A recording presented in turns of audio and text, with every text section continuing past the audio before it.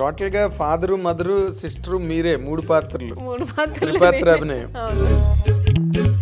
అనేది నన్ను పిచ్చి టార్చర్ పెట్టేదాన్ని కదా, నువ్వు నన్ను ఇది లేవు ఇది నేర్చుకో అది నేర్చుకోవాలని. మళ్ళీ అసలు ఈ సెకండ్ ఇన్నింగ్స్ అన్నది ఎందుకు స్టార్ట్ అయిందండి? నేను అయితే హీరోయిన్ అయితే లేకపోతే చనిపోతానన్న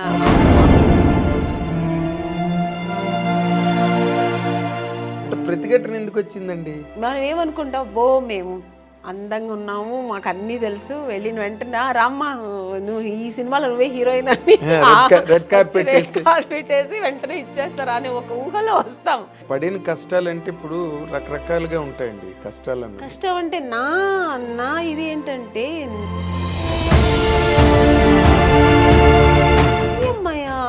ఎక్కడో వాళ్ళ ఫేస్ ఎక్స్ప్రెషన్స్ మారిపోయేది. హైట్ ఉన్నాం కానీ నార్త్ ఇండియన్ కలర్ కాదు, మెయిన్ ఆ కలర్ కాంప్లెక్షన్ కదండి.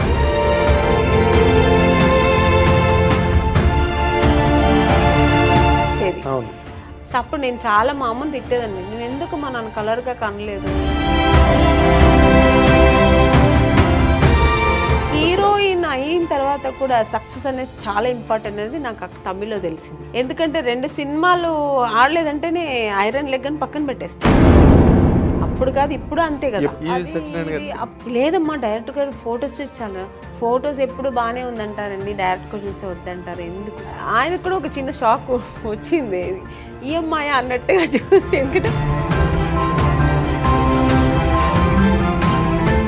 మీరు ఇంతమంది హీరోయిన్ లిస్ట్ లో మీకు బాగా క్లోజ్ ఫ్రెండ్స్ అని చెప్పుకునే వాళ్ళు ఎవరండి? అంత క్లోజ్ అండి ఏదన్నమాట అమ్మాయి. కానీ మరి అమ్మాయి పోయింది అలాగా, పక్కన మనుషులు ఉన్నారని ఏడ్చేసానండి అనిపించింది ఆ టైంలో. అలా ఏడ్చేసాను నేను.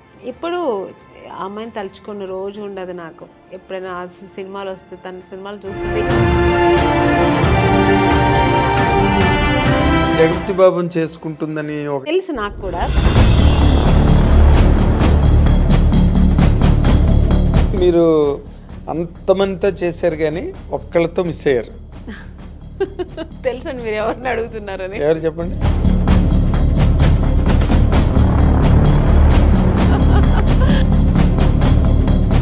అదొక్క అసంతృప్తి ఉందండి, ఆర్టిస్ట్ గా అదొక్కటి ఉంది. ఈ రోజుల్లో ఈ కాస్టింగ్ కోచ్ అని చెప్పాను కదా, ఫేస్ చేశాను నేను కూడా. తెలుగు మనం తమిళ్లో చాలా ఫేస్ చేశాను నేను కూడా.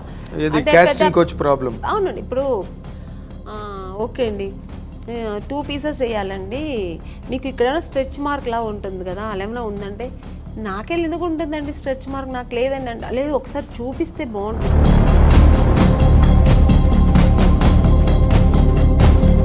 అప్పుడు అర్థమైపోతుంది వీళ్ళు సినిమా తీస్తారా లేదు దీనికోసం. మొన్న ఒక హీరోయిన్ అలాగ వచ్చారు, నేను చూడకుండా వేసుకున్నాం, చూసిన తర్వాత స్పాట్లో చూసాము, మీరు కొంచెం బట్టలు ఇప్పి చూపించండి.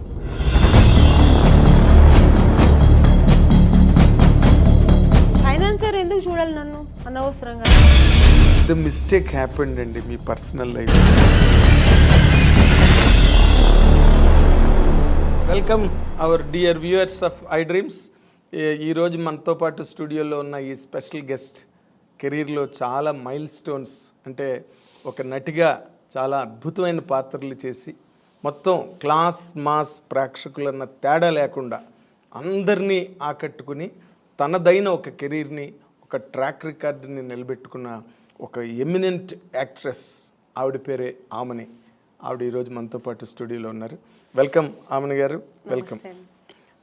లేట్గా వచ్చినా లేటెస్ట్గా వచ్చారని లేదు సార్, ఒక అందువేళ ఒక పని పడింది, మీ హీరోయిన్లతో మాకు అలవాటు. ఈ మధ్యన మన హైదరాబాద్ లో బెంగళూరు లాగా ఫుల్ ట్రాఫిక్, బొమ్మల కొలువులాగా కార్లు నిలబడి ఉంటాయి రోడ్డు మీద, చాలా దాటుకుని రావడాలంటే ఏదో ఐ అండర్స్టాండ్. అయినప్పటికీ మీరు టైం స్పేర్ చేసుకుని వచ్చినందుకు అండ్ మా ఐ డ్రీమ్ తరఫున మీకు థ్యాంక్స్ చెప్తున్నాను ఫస్ట్ ఆఫ్ ఆల్. అయితే మీరు స్టూడియోలో ఉన్నప్పుడు మీలాంటి వాళ్ళని ఇంటర్వ్యూ చేసినప్పుడు ఎక్కువ సీరియస్గా సిన్సియర్గా అబ్జర్వ్ చేస్తారు వ్యూవర్స్ అందరూ కూడా, అండ్ కామెంట్లు చేసేవాళ్ళు కూడా రెడీగా ఉంటారు, ఎలా అడుగుతారు ఈవిడ ఏం చెప్తారు అని. సో ఈ రోజుల్లో ప్రతిదాన్ని ఒక కాంట్రవర్సీ, ప్రతిదానికి ఒక విమర్శ, ఆరోపణలు అనేవి కామన్ అయిపోయి ఈ రోజున మీడియాలో.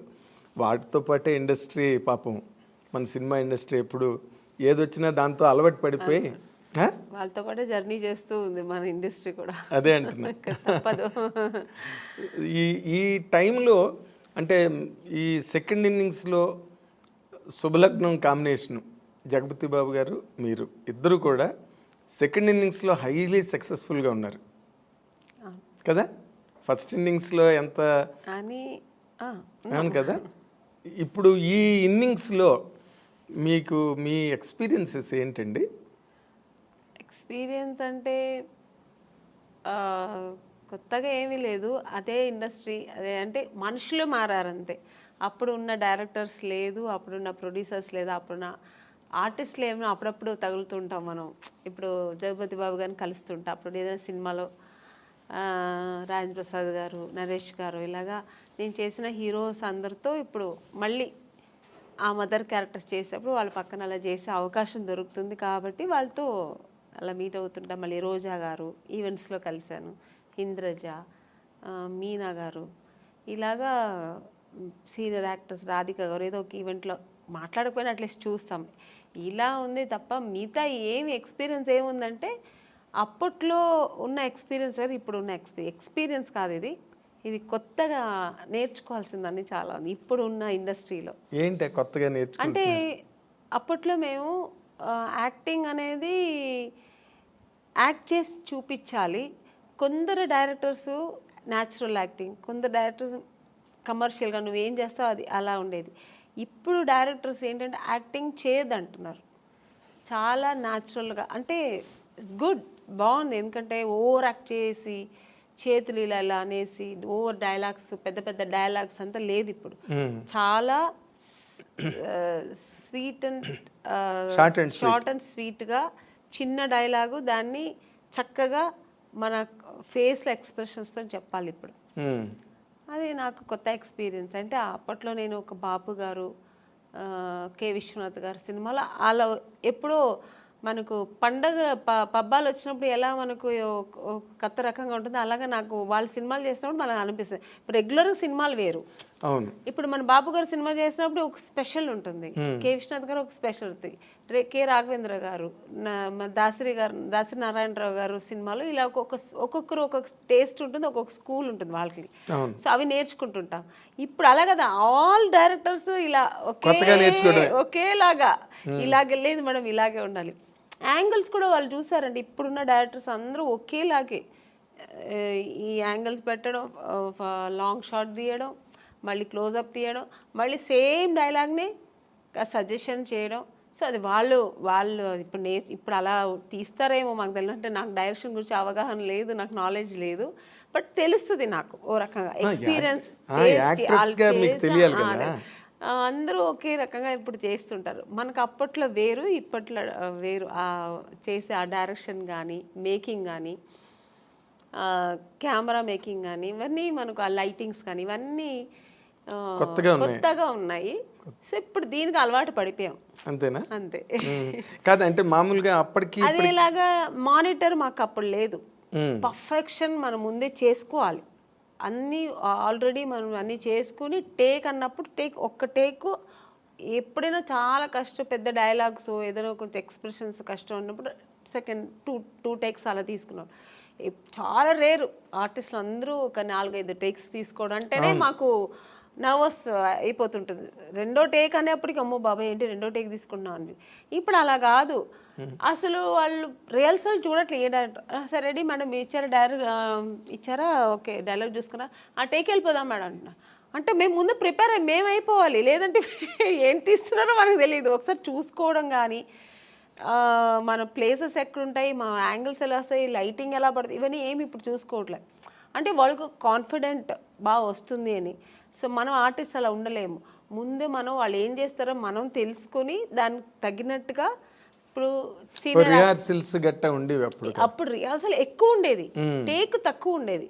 ఇప్పుడు టేక్లు ఎక్కువైపోయింది, రిహార్సలే ఉండట్లేదు. ఇప్పుడు టేక్ అంటే బాగా రాలేదు ఇంకో వన్ మోర్.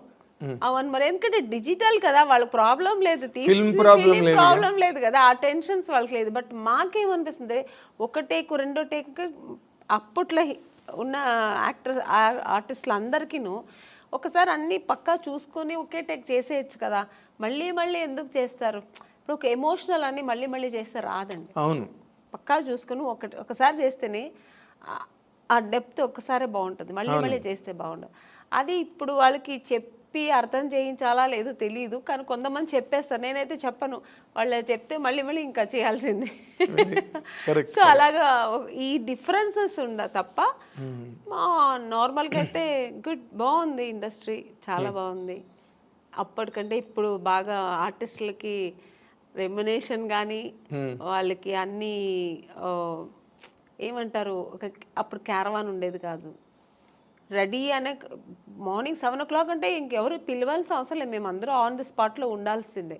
ఇప్పుడు అలా కాదు, పిలిస్తేనే వస్తున్నారు ఆర్టిస్టులు, క్యారవాన్లో కూర్చుంటున్నారు, పిలవని వెళ్దాం ఎందుకు, ఇప్పుడు ముందే వెళ్ళి అక్కడ వెళ్ళి స్పాట్లో కూర్చో, ఇప్పుడు అలా అయింది ఇండస్ట్రీ.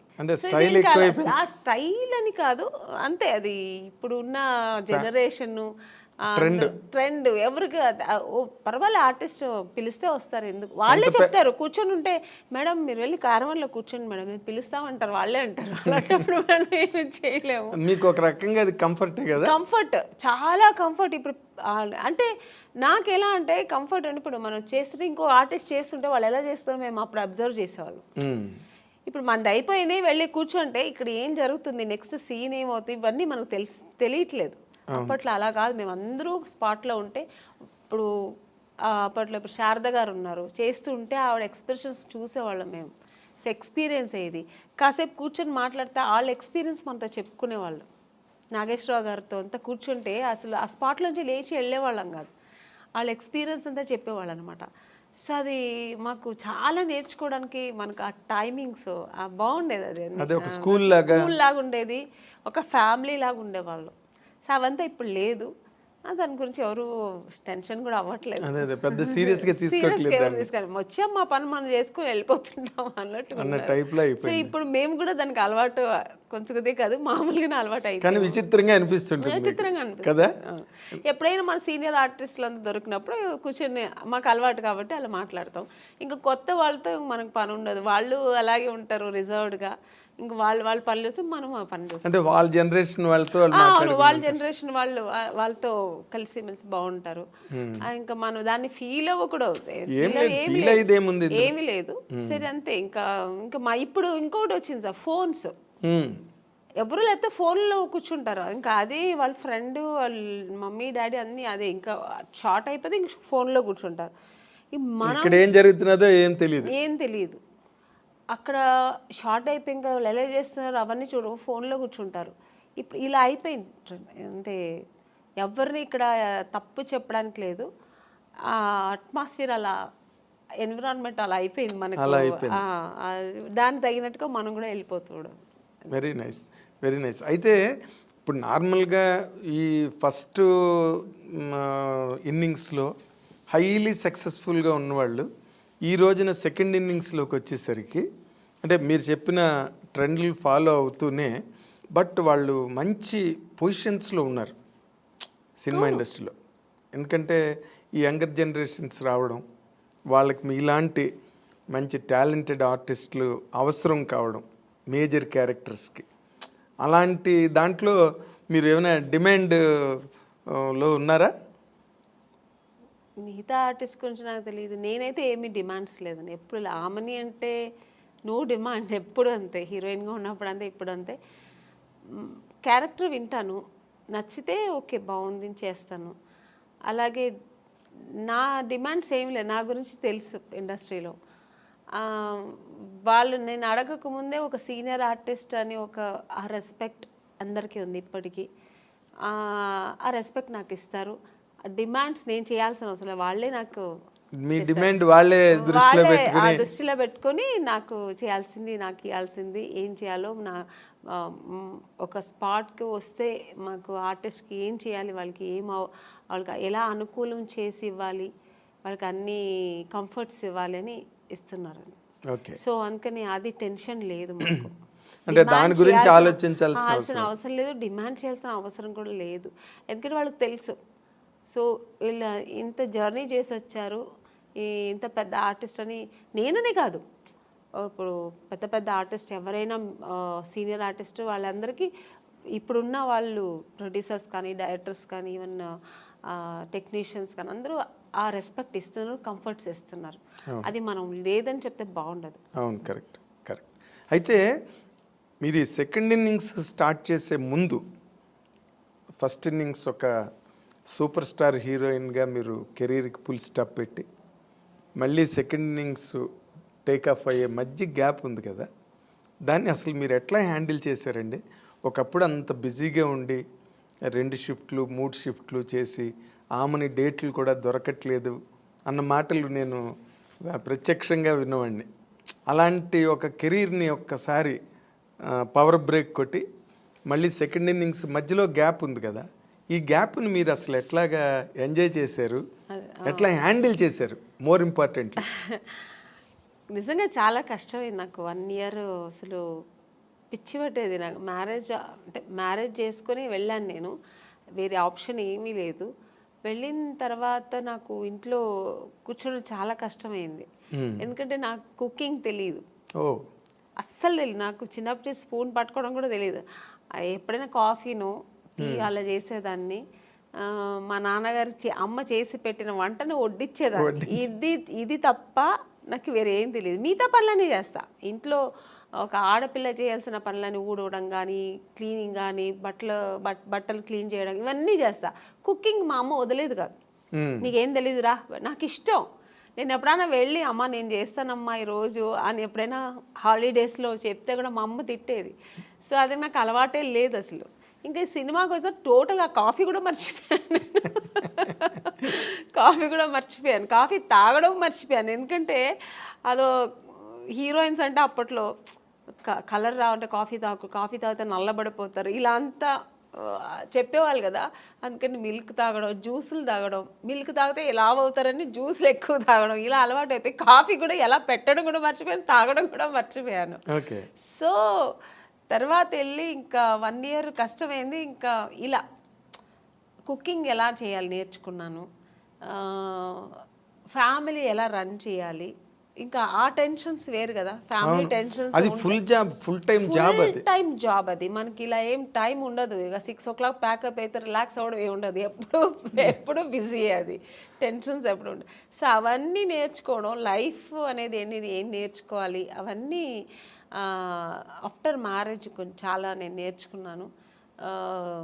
మా సిస్టర్స్ అంతా ఇంకా అప్పుడు పెళ్లి కాలే చదువుకుంటున్నారు. సో వాళ్ళ లైఫ్ అంతా ఎలా వాళ్ళు సెటిల్ చేయడం, వాళ్ళకి పెళ్ళిళ్ళు చేయడం, ఇవన్నీ బాధ్యత మీదేనండి. అన్నీ నేను ఇంట్లో పెద్ద కాబట్టి మా బ్రదర్కి మ్యారేజ్ చేశాను, మా సిస్టర్కి మ్యారేజ్ చేశాను. సో ఇవన్నీ నాకు ఫుల్ బిజీ. మీరు చెప్పినట్టు 24 hours బిజీ ఉండేదాన్ని. అసలు అప్పుడు కూడా నిద్ర ఉండేది కాదు నాకు. మా సిస్టర్స్ చదవలేదంటే మార్నింగ్ 4 o'clock లేపి చదువు కూర్చొని అని, నేను ఒక టీచర్ లా నాకు నేను చెప్పివ్వను కాదు, నేను కూర్చుంటా నువ్వు చదువు అనేదాన్ని. సో ఇలా బిజీ అయ్యాను కాబట్టి నాకు అందులో ఒక 1 year కష్టమైంది. తర్వాత అలవాటు అయిపోయింది, ఆ లైఫ్ అలవాటు అయిపోయింది. తర్వాత బాగుంది కూడా లైఫ్ అనుకున్నాను. ఇది కూడా ఒక ఎక్కడికి వెళ్ళక్కర్లేదు, ఇంట్లోనే. సో హ్యాపీగా ఎక్కడ నాకు మామూలుగా బయట వెళ్ళడం అంత పెద్ద ఇంట్రెస్ట్ లేదండి. పార్టీలు, పబ్బులు అని వెళ్తారు కదా, నాకు అది లేదు.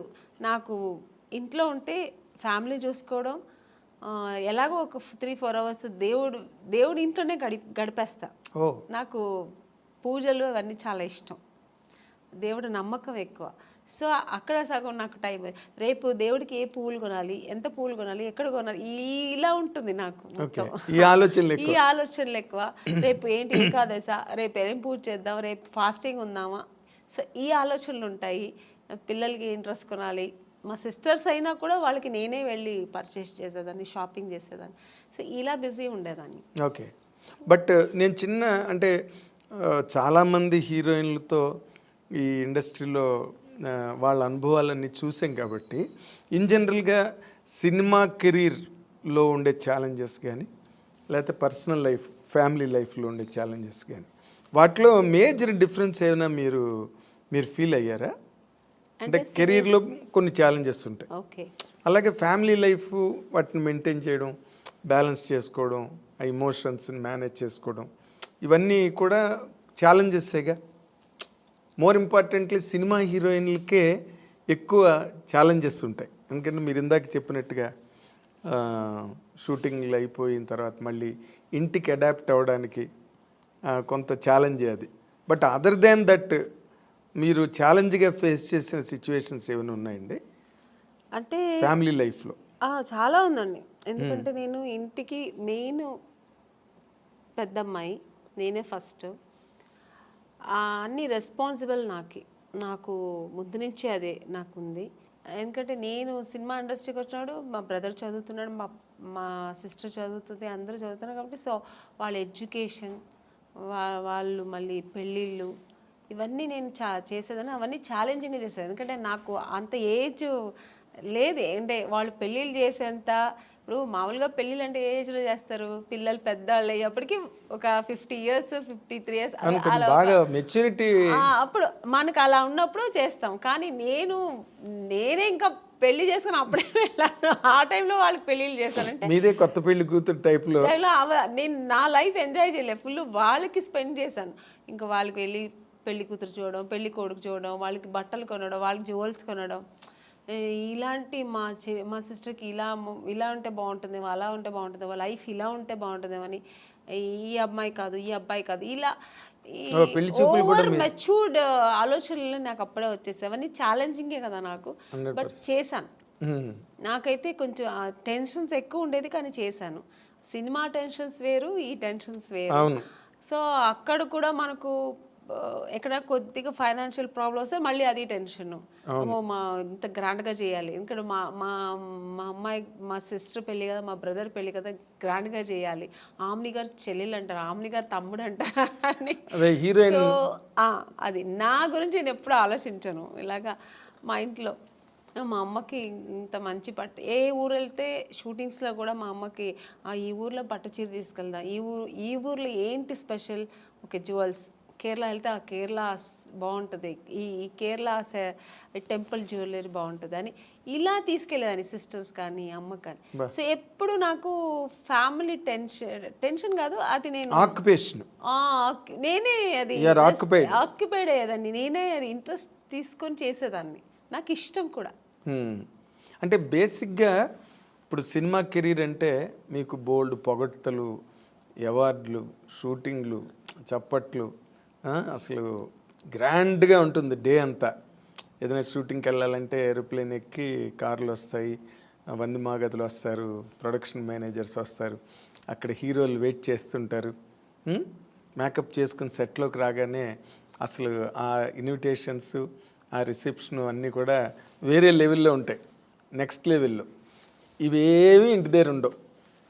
పని మనిషి దగ్గర నుంచి అన్ని పనులు ఎంత పెద్ద హీరోయిన్ అయినా చూసుకోవాల్సిందే. అబ్సల్యూట్లీ కరెక్ట్ మీరు చెప్పడం. ఎందుకంటే మనకు సినిమా అని వచ్చినప్పుడు మాకు ఇలా టవల్ ఇలా గ్లాస్ ఇలా పెడుతుంటే పరిగెత్తుకొచ్చి అసిస్టెంట్ తీసుకుంటారు, మేడం మేడం మేడం ఇవ్వండి మేడం. చెప్పులు మన లేచిన చెప్పులు తీసుకొచ్చి పెడతారు. సో ఇలా అలవాటు మేము చేయకపోయినా వాళ్ళు అలవాటు చేసేస్తారు. ఒక ఆ రేంజ్ వచ్చిన తర్వాత ఆర్టిస్టులకి అది తనగా వచ్చేస్తుంది, ఆ మర్యాదలు, ఆ రెస్పెక్ట్ స్పాట్కి వచ్చిన. ఈవెన్ ఇప్పుడు కూడా నేను ఇప్పుడు ఒక ఆమెనిగా నేను క్యారెక్టర్ ఆర్టిస్ట్ అయినా కూడా బట్ మీకు లెగసీ ఉంది కదా, పెద్ద హీరోయిన్ అనేది ఒక ఉంది. అసిస్టెంట్స్ కానీ హెయిర్ డ్రెస్సర్స్ కానీ వీళ్ళందరూ మాకు ఆ సేవలు చేస్తుంటారు. నాకు చాలా అంటే చేయించుకోవడం ఒకలా ఉన్నా కూడా తప్పదు, ఇక్కడ చేయించుకోవాల్సి వస్తుంది. ఎందుకంటే నేను వెళ్ళి చేస్తే కూడా వాళ్ళు వదలరు. మేడం మేడం మీరెందుకు మేడం తీసుకొస్తారు, నా చేతికి ఇవ్వండి ఫోన్ అని, ఆ ఫోన్ కూడా లాగేసుకుంటారు. ఆ ప్రైవసీ కూడా నాకు వదలరు. ఫోన్ నేను మాట్లాడాలమ్మా, నాకు కావాలన్నా కూడా పర్వాలేదు మేడం నేను పెట్టుకుంటాను, ఫోన్ వస్తే ఇస్తానంటారు. సో అలా ఉంటుంది. ఇంట్లో అలా లేదు, టోటల్ డిఫరెంట్. అన్ని పనులు మనమే చేయాలి. అంటే న్యాచురల్గా మామూలుగా ఇప్పుడు పని మనుషులు ఉంటారండి, కానీ వాళ్ళు 24 hours మాకు సర్వీస్ చేయరు. ఏదో వాళ్ళు ఒక టైంలో చేసి ఏదో చేసుకుంటూ వాళ్ళ పనులు వాళ్ళు చూసుకుంటుంటారు, చేసేసి వెళ్ళిపోతారు. అదర్వైజ్ మనమే కదా చేసుకోవాలి. అన్ని పనులు మనమే కుకింగ్ ఏదో మనమే ఎక్కడ ఎత్తుకోవాలి, ఉప్పు ఎక్కడ ఉంది, ఇది ఎక్కడ ఉంది మనమే ఎత్తుకోవాలి, మనమే వేయాలి.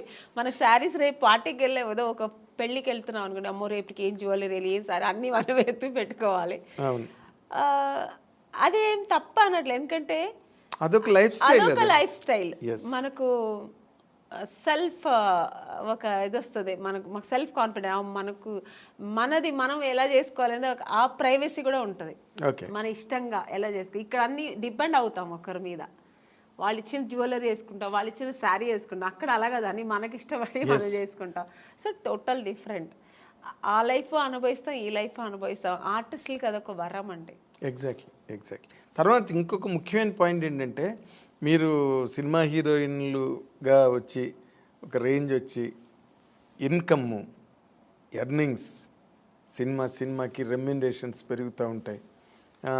అవన్నీ కూడా ఫైనాన్షియల్గా చాలా ఒక ఫ్లో, ఆగని ఫ్లో ఉంటుంది సినిమా కెరీర్లో.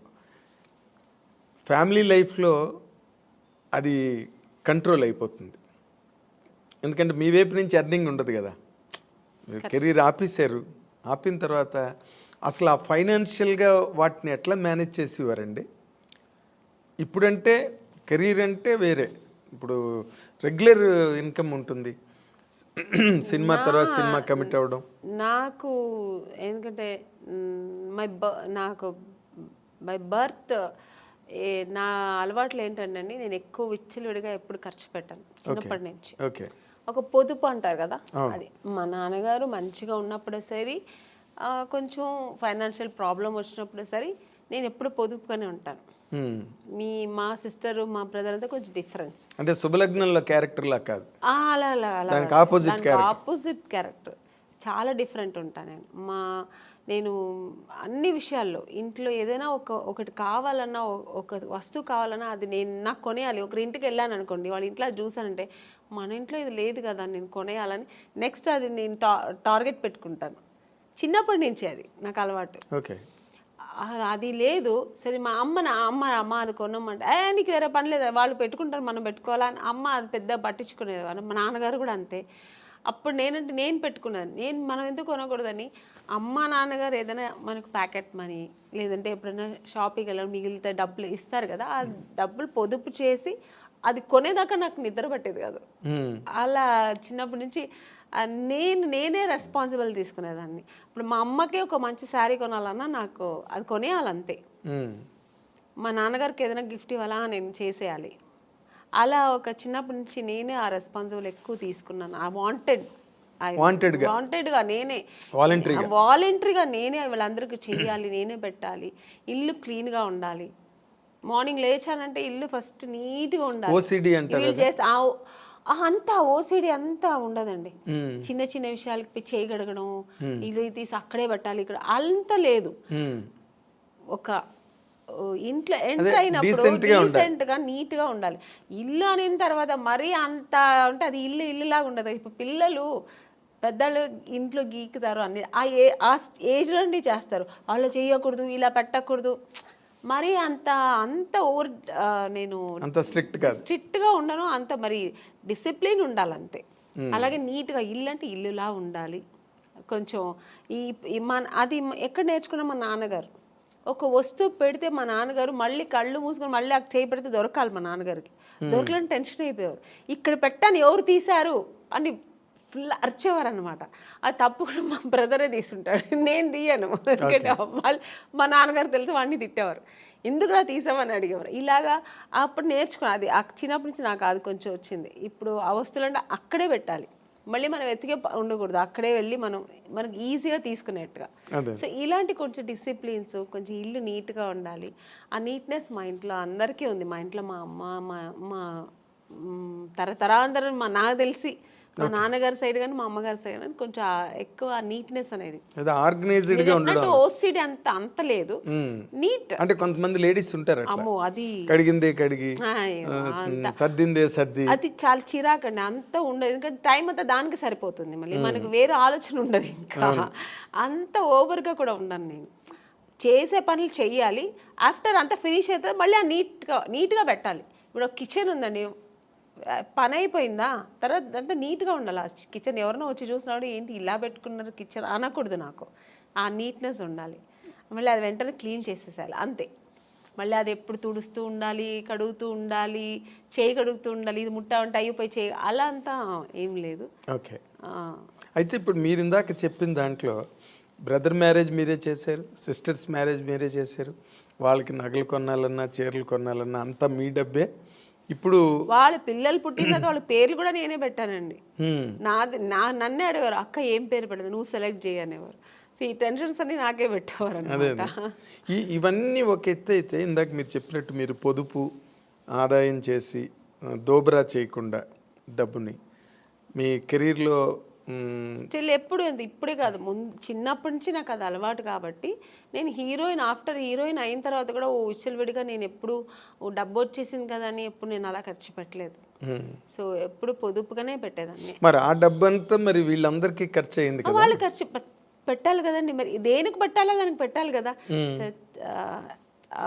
నేను నాకేంటంటే ఒకటి, నాకు చిన్నప్పుడు స్విమ్మింగ్ నేర్చుకోవాలని ఇష్టం, స్విమ్మింగ్ చేయాలని, కానీ నేర్చుకోలేదు. ఎందుకంటే మా ఇంట్లో మా అమ్మ నాన్న వాళ్ళకి అవకాశం ఉంది కానీ చేయడానికి వాళ్ళకి తెలియదు. మా అమ్మకి మా నాన్నగారికి స్విమ్మింగ్, మా నాన్నకైతే మరీ ఆర్థోడాక్స్, నన్ను స్విమ్మింగ్ పంపించాలి ఇలాంటి అంత, చదువుతావా తర్వాత అయిపోయింది ఇది మ్యారేజ్, ఆ మెంటాలిటీ మా నాన్నగారు. మా అమ్మగారికి తెలియదు అవన్నీ చెయ్యాలి, పిల్లలు ఫ్యూచర్కి ఇలా ఉండాలి, ఇవన్నీ నేర్చుకుంటే అమ్మాయిలు కూడా మన అబ్బాయిలు మా బ్రదర్ వాడు అబ్బాయి కాబట్టి బయట వెళ్ళి వాడు అన్నీ నేర్చుకున్నాడు, నేను అలా వెళ్ళలేదు. ఒక సినీ ఇండస్ట్రీకి వచ్చినప్పుడు స్విమ్మింగ్ తెలుసా అంటే లేదు, తెలియదు, హార్స్ రైడింగ్ తెలియదు, ఇవన్నీ నాకేంటంటే ఇవన్నీ ప్రాబ్లమ్స్ అయ్యాయండి కెరీర్లో. అవునండి, ఇప్పుడు కొన్ని సినిమాలకి నేను ఇవన్నీ తమిళ సినిమాలో ఫేస్ చేసాం. వాళ్ళు ఫస్ట్ వెళ్ళిన, మీకు హార్స్ రైడింగ్ తెలుసా, ఈ సినిమాలో ఒక హార్స్ రైడింగ్ ఉంది మీకు తెలుసా అంటే తెలియదు సార్. ఓకే, దీనివల్ల సినిమాలు నాకు అవకాశం లేకుండా పోయిన ఎన్నో ఇవి సంఘటనలు కూడా జరిగింది నాకు. స్విమ్మింగ్, అయ్యో స్విమ్ సూట్ పోడను మేడం, స్విమ్ సూట్ వేసుకోవాలండి మేడం, కాదు స్విమ్ సూట్ వేసుకోవాలి అమ్మాయి, 2 పీసెస్ వేసుకోవాలి లేదా సింగిల్, ఇలా స్విమ్మింగ్ రాదా అంటే ఆ సినిమా లేదు, అయిపోయింది. అమ్మో స్విమ్మింగ్ నేర్చుకోనందుకు ఇలా అయిందా. పైగా ఇంకొక ఎక్స్పీరియన్స్ ఏంటంటే, కొన్ని విషయాలు కొంతమంది నాకు ఫ్రెండ్ సర్కిల్లో స్విమ్ తెలియకుండా నా ఫ్రెండ్ సర్కిల్ చాలామంది చనిపోయాడు. ఎక్కడో ఇప్పుడు వెళ్తారు ఒక టెంపుల్కు లేదంటే ఎక్కడో ఎక్స్కర్షన్ వెళ్ళినప్పుడు ఆ వాటర్లో పడి స్విమ్ తెలియకుండా చనిపోవడం, ఇవన్నీ నేను కొన్ని చూశాను అన్నమాట. అప్పుడు నాకు ఒక భయం వచ్చింది, మనం నేర్చుకుంటే బాగుంటుంది, ఇవన్నీ జనరల్గా ఇవన్నీ నేర్చుకుంటే మనకు మంచిది కదా అని. అప్పుడు నేను మా బ్రదర్ వాడే నేర్చుకున్నాడు, టాలెంట్. మా బ్రదర్, మీ పేరెంట్స్ ఆలోచన అది కాదు, ఆలోచన లేదు, చదువుకున్నంత కాలం చదువుకోవడం, తర్వాత మ్యారేజ్ చేసుకోవడం, అంతే. ఇందులో స్విమ్మింగ్లు కత్తి ఫైటింగ్లు గుర్రాలు వాళ్ళు ప్లానింగ్ లో లేదు. మా నాన్నగారికి లేడీస్ అంటే ఇలాగే ఉండాలి, అయిపోయిందా పెళ్ళి అయిపోయి సెటిల్ అయిపో, పిల్లలు కనుక్కొని ఒక ఫ్యామిలీ హోమ్లీగా ఉండాలి. మా అమ్మగారు అంతే, మా నాన్నగారు ఏం చెప్తే అదే మా అమ్మగారు. మా అమ్మగారికి ఎక్స్ట్రా నాలెడ్జ్ ఏమి ఉండదు, ఓల్డ్ టైమర్స్ అలాగే ఉండదు. అందుకని నాకేంటంటే నేను నేర్చుకోలేదు, మా సిస్టర్ నేర్చుకో, మా బ్రదర్ అయితే వాడే అన్నీ, అది చెప్పాను ఓవర్ టాలెంట్, వాడు వెళ్ళి వాడికి ఏదైనా నేర్చుకుంటే వాడే వెళ్ళి చేసేవాడు. వాడు మగపిల్ల వాళ్ళు ఏం అనేవారు కాదు మా ఇంట్లో, నేర్చుకుంటా ఓకే నన్ను వెళ్తావా వెళ్ళి నేర్చుకునేవారు. మా సిస్టర్కి నేను నేర్పించా, మా ఇద్దరు సిస్టర్ జిమ్నాస్టిక్స్, నాకేమేమి ఇష్టమో వాళ్ళ మీద చెయ్యండి అని చెప్పి నేను వాళ్ళని ఫోర్స్ చేసేదాన్ని. వాళ్ళు మార్నింగ్ పొద్దున మా స్విమ్మింగ్, మా అక్క పొద్దున్న 5 o'clock స్విమ్మింగ్, ఏందక్క నాకు తెలియదు, వెళ్ళు నేను డబ్బులు కట్టేసాను వెళ్ళు స్విమ్మింగ్. ఈరోజు వాళ్ళకి అంత హ్యాపీ. మరి వాటి వల్ల వాళ్ళకి ఏమైనా ఉపయోగం జరిగిందండి? అవునండి, ఇప్పుడు ఒక స్విమ్మింగ్ తెలుసా అంటే సినిమా కెరీర్ లేదండి, సినిమా కోసం అన్న అవసరం. ఇప్పుడు స్విమ్మింగ్ సినిమాకనే కాదు కదండి, ఒక ప్లేస్కి వెళ్తాము అందరూ స్విమ్ చేస్తారంటే దాంట్లో మనం వెళ్ళి నాకు స్విమ్ తెలుసు అంటే ఎంత గర్వంగా ఉంటుంది కదా. అంటే సినిమా ఇష్టం కాబట్టి దాన్ని ఎక్కువ ఎంకరేజ్ చేశారు. జిమ్నాస్టిక్, మా సిస్టర్కి జిమ్నాస్టిక్, పియానో, మ్యూజిక్ అవగాహన ఉండాలి, ఇవన్నీ తెలియాలి, వాళ్ళకి జనరల్ నాలెడ్జ్ ఇవన్నీ తెలియాలి అని నేను అవన్నీ వాళ్ళకి నేర్పించి పంపించేదాన్ని. చదువు ఒక్కటే కాదు, ఇవి కూడా నేర్చుకోవాలి. బట్ టోటల్ గా ఫాదరు మదరు సిస్టర్ మీరే 3 పాత్రలు అభినయం సినిమాల్లో చేయలేదు. కానీ అనేది నన్ను పిచ్చి టార్చర్ పెట్టేదాన్ని కదా, నువ్వు నన్ను ఇది లేవు ఇది నేర్చుకో అది నేర్చుకోవాలి అని అంటుంటుంది ఇప్పుడు కూడా. అదే మీరు సినిమా కెరీర్ లో చెయ్యండి, ఫ్యామిలీ కెరీర్లో చేశారు. చేశాను. Triple role. త్రిబుల్ రోల్ అన్నీ చేశాను. వాళ్ళందరూ అలాగే అప్పుడు వాళ్ళ కష్టం అనిపించవచ్చు, కానీ ఇప్పుడు వాళ్ళు హ్యాపీగా ఫీల్ అవుతారు. అన్నీ మా ఒక తల్లి స్థానంలో నాకు అన్నీ చేసింది మా అక్క అని ఇప్పుడు వాళ్ళు ఫీల్ అవుతుంటారు.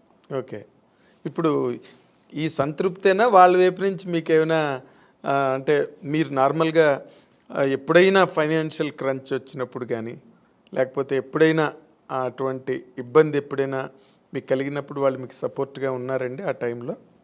సపోర్ట్ అంటే నాకు ఆ దేవుడు ఒక పరిస్థితి ఇంతవరకు ఇవ్వలేదండి భగవంతుడు నాకు. బట్ అలాంటి పరిస్థితి చేస్తారండి, అలాంటి పిల్లలే వాళ్ళు. మా సిస్టర్స్ కానీ మా బ్రదర్ కానీ నాకు ఎప్పుడు బ్యాక్ ఉంటారు. నేను ఉన్నాను కదా, నీకెందుకు, ఏమైనా అయితే నేను చూసుకుంటా అన్నట్టుగా మా బ్రదర్ కానీ ఇప్పుడు మా బ్రదర్ ఇప్పుడు ఏముంటాను, ఎందుకంటే నాకు కొంచెం లేట్గా పిల్లలు అయ్యారు, చిన్న పిల్లలు ఇప్పుడు నాకు ఎప్పుడైనా హెల్త్ ఇష్యూస్ వస్తే కూడా నేను వాటితో షేర్ చేస్తుంటా. ఏందరో నాకు భయంగా ఉంది, ఇలాగా అలాగా ఫ్లైట్లో వెళ్తుంటే ఏదో సౌండ్స్ వస్తుంది, నాకు భయం వస్తుంది అంటూ చాలు.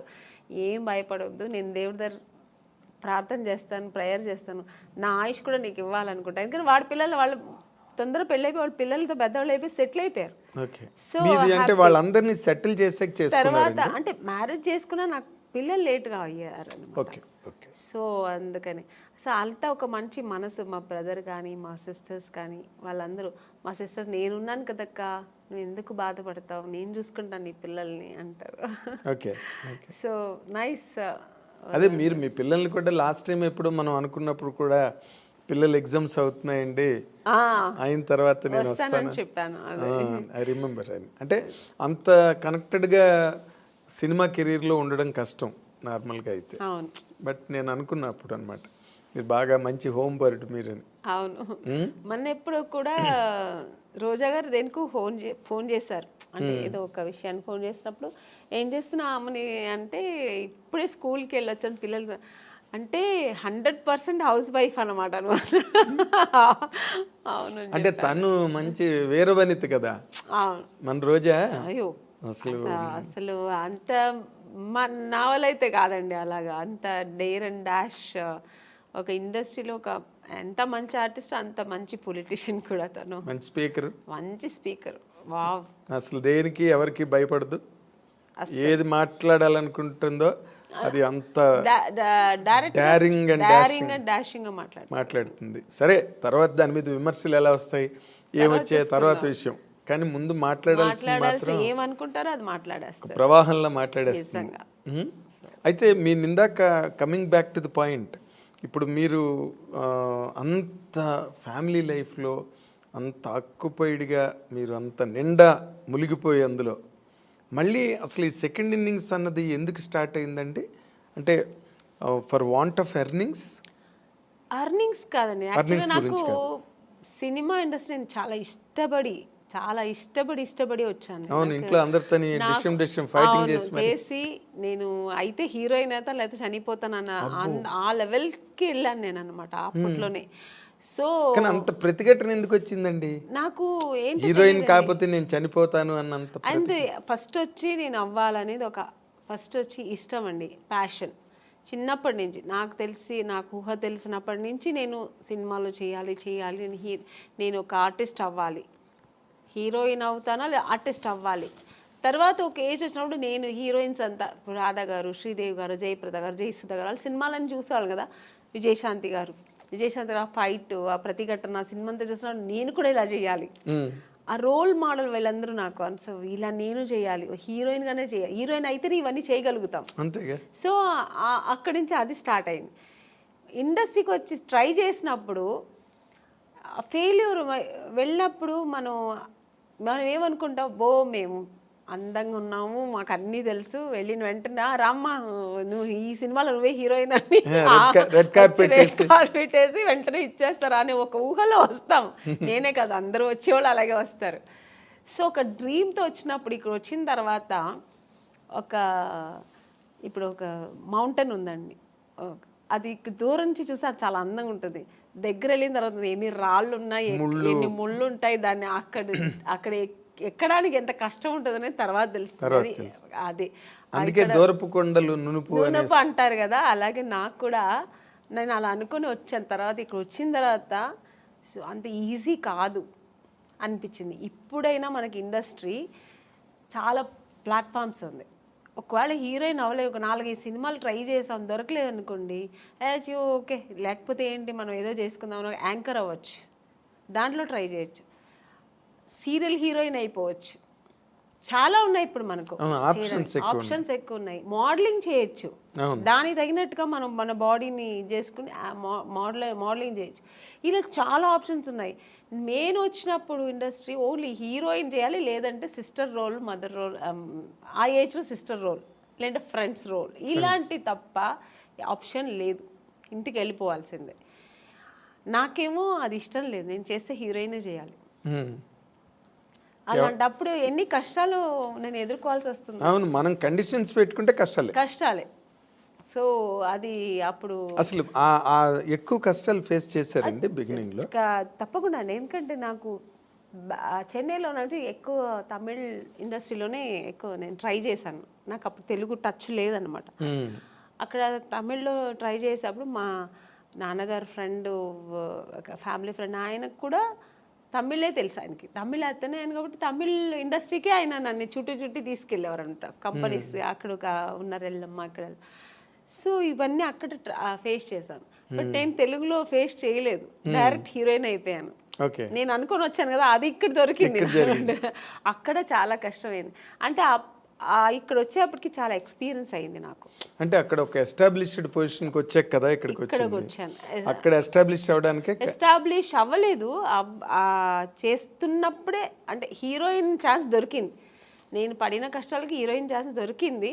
బట్ నేను 100% అక్కడ సక్సెస్ అవ్వలేదు, ఇక్కడ సక్సెస్ అయ్యాను. అంటే పడిన కష్టాలు అంటే ఇప్పుడు రకరకాలుగా ఉంటాయండి కష్టాలు. కష్టం అంటే నా ఇది ఏంటంటే, నేను చేసిన ట్రావెల్ ఎలాగంటే వెళ్ళిన వెంటనే ఫొటోస్ చూసేవారండి. అప్పుడంతా ఎక్కువ ఫొటోస్, ఆల్బమ్స్, అవన్నీ ఫొటోస్ చూసి చాలా బాగుంది అమ్మాయిని వెంటనే రమ్మనని వాళ్ళు. వెళ్ళి చూసిన వెంటనే ఈ అమ్మాయి ఎక్కడో వాళ్ళ ఫేస్ ఎక్స్ప్రెషన్స్ మారిపోయేది. వాళ్ళు ఏదో హై ఎక్కడో ఒక ఫుల్ దీంట్లో ఉంటారు, ప్లెడ్జ్లో ఉంటారు. ఈ అమ్మాయి ఇంత అందంగా ఉంటే ఇంక డైరెక్ట్గా ఎంత ఉంటుందో అనుకొని ఒక ఊహలో ఉంటారు. నన్ను చూసినంటే మేము కొంచెం అంత నార్త్ ఇండియన్ కలర్స్ కాదు, హైట్ ఉన్నాం కానీ నార్త్ ఇండియన్ కలర్ కాదు. మెయిన్ ఆ కలర్ కాంప్లెక్షన్ కదండి ఫస్ట్ మీకు లుక్ ఏమిస్తుందంటే ఆ కలర్ కాంప్లెక్షన్ చూసిన వెంటనే బాగుంది అనేది అనిపించేది. అక్కడ నేను ఫెయిలియర్ అయ్యేదాన్ని. చూసిన వెంటనే కలర్ దెబ్బ కొట్టింది మిమ్మల్ని. ఇంకొకటి మీరు చెప్పినట్టు ఇప్పుడు ఆ స్పీకింగ్ మనం చూసిన కొంతమంది పడపడని మాట్లాడేస్తారు. నేను కొంచెం అలా మాట్లాడను, రిజర్వ్డ్గా ఉంటాను. నమస్తే కూర్చుంటా, అడిగిన దానికి ఆన్సర్ అంతే, ఎక్స్ట్రా మాట్లాడను. నేను మాట్లాడను కూడా. అది ఎంత వాళ్ళకింటే అమ్మాయి నిజంగానే యాక్టింగ్ చేస్తుందా క్యారెక్టర్ అని ఎక్కడో వాళ్ళకి ఏదో ఫీల్ అయ్యేవారు. సార్ చెప్పి పంపిస్తాం అనేవారు. ఇలా ప్రతి ఒక్క కంపెనీలో జరుగుతుంది. కానీ తమిళ్లో మీరు కలర్ అంటున్నారు. సావిత్రి గారు భయంకరమైన కారు నలుపు, వాణిశ్రీ గారు మామూలు నలుపు కాదు. ఆవిడకి 4 గంటలు 5 గంటలు మేకప్ చేసేవారు వాణిశ్రీ గారు. కరెక్టే అండి, మీరు చెప్పేది కరెక్టే. బట్ నేను వచ్చేప్పటికి ట్రెండ్ చాలా మారింది. అంత అప్పుడు ఉన్నంత ఇప్పుడు సావిత్రి గారు అప్పుడు ఎంత లావు ఉన్నవారు, బట్ చక్కగా ఫేస్ అందంగా ఉంటే ఓన్లీ ఆ ఫేస్ చూసేవారు అనమాట. మీకు ఆ స్ట్రక్చర్ చూసేవాళ్ళు కాదు. ఈవెన్ భానుమతి గారు కానీ మన వాణిశ్రీ గారు కానీ అప్పుడంతా స్ట్రక్చర్ ఏమి చూసేవాళ్ళు కాదు. ఫేస్ వర్క్ అప్పుడు అందం ఓన్లీ ఎక్స్ప్రెషన్స్, యాక్టింగ్ ఇది చూసేవారు అనమాట. ఆ తర్వాత జనరేషన్ ఇప్పుడు శ్రీదేవి గారు వాళ్ళంతా వచ్చేప్పటికి స్ట్రక్చర్ మెయింటైన్ చేసేవాళ్ళు, అందం అన్నీ వచ్చేసింది కదా. సో అది అప్పటికే మీకు నార్త్ ఇండియన్స్ చాలా మంది వచ్చారు. నగ్మా గారు అప్పటికి వచ్చేసారు, మీ టైంకి వచ్చేసారు. సో అక్కడ అదే వచ్చింది. ఖుష్బూ గారు వీళ్ళందరూ ఇక్కడ ఎంటర్ అయిపోయారండి. అప్పటికి వాళ్ళంతా వచ్చి ఇక్కడ అప్పుడు సామ్రాజ్యం ఏలుతున్నారు. ఆ టైంలో నేను ఎంటర్ అయ్యాను. అప్పుడు ఎలా ఉంటుంది చెప్పండి. సో అంటే కొన్ని సినిమాలకి ఇలా ఉంటే చాలే అనుకొని దొరికేది వేరు. అన్ని కమర్షియల్ సినిమానికి అలా అనుకోరు కదా. గ్లామర్ హీరోయిన్ కావాలనుకుంటారు, చాలా అందంగా మంచి కలర్ కావాలనుకుంటారు. సో అక్కడ మనం ఫెయిలియర్ అవుతాం కదా. అవును 100%. చూడగానే వెంటనే మైనస్ మార్కులు పడిపోతాయి. ఇప్పుడు కొంతమంది పర్వాలేదు, మనకి మెయిన్ కావాల్సింది ఆ ఫేస్ అందము, స్ట్రక్చరు, యాక్టింగ్, ఇది చాలు అనుకునే డైరెక్టర్స్ కొంతమంది. లేదు నాకు అలా కలరే కావాలనుకున్నది ఎక్కువ మంది అప్పట్లో. ఇప్పట్లో కూడా ఎప్పుడైనా అందుకని బ్లాకీస్కి అంత తొందరగా వచ్చిన తర్వాత ఇప్పుడు ఈ మధ్యలో కొంచెం ట్రెండ్ మారింది. మన దీపికా పడుకుని అంటే ఒక డస్టీ కలర్ అని అది ఇప్పుడు ఫేమస్ అయిందండి. మేము వచ్చినప్పుడు ఆ డస్టీ కలరే బ్లాక్ అని చెప్పి మమ్మల్ని పక్కన పెట్టేవాళ్ళు. చాలా ఎక్కడో లక్కీగా దొరికేది అంతే. ఇప్పుడు వీటిష్ అంటున్నారు, బ్లాక్ వీటిష్ అంటున్నారు, డస్కీ కలర్ అని ఏమేమో అంటున్నారు. దాని ఇప్పుడు పేర్లు పెట్టి దాని ఒక ఫ్యాషన్ చేసుకున్నారు. మేము ఉన్నప్పుడు అలా కాదండి, కొంచెం కష్టమే. సో తమిళ్లో అయిన తర్వాత కూడా ఇక్కడంతా మేకప్ వేయమని చెప్పేవాళ్ళు, కలర్, ఎందుకంటే దీనికి డిఫరెన్స్ రాకూడదని. సో ఇవన్నీ మేము ఎదుర్కోవాలి, స్కిన్ టోన్ అంతా ఒకేలా ఉండాలని. సో అప్పుడు నేను చాలా మా అమ్మని తిట్టేదాన్ని, నువ్వు ఎందుకు మా నాన్న కలర్గా కనలేదు, నువ్వు మా బ్రదర్ మంచి కలరు, వాడు మాత్రం ఎందుకు అంత కలర్ ఉన్నాడు అని. మా నాన్నగారు లాగా వాడు, మా అమ్మ కొంచెం కలర్ తక్కువ. ఇలాగా నాకు ఆ ఒక ఫీలింగ్ నాకు ఎప్పుడు ఉండేది. మా అమ్మతో ఎప్పుడు నేను వెళ్ళి మా అమ్మతోనే గొడవ పెట్టేది, నాకేంటే తెలుసు దేవుడు నీకు ఆ కలర్ ఇచ్చాడు, నువ్వు హీరోయిన్ అవుతావు నాకు తెలిసి ఉంటేనే ఇంకొంచెం కుంకుమ పువ్వు ఎక్కువ తాగేదాన్ని. మా అమ్మ అంటే ఆవిడకి అంతే, కుంకుమ పువ్వు తాగితే ఎక్కువ తాగితే అంటే అదేదో అప్పుడు ఒక నమ్మకం.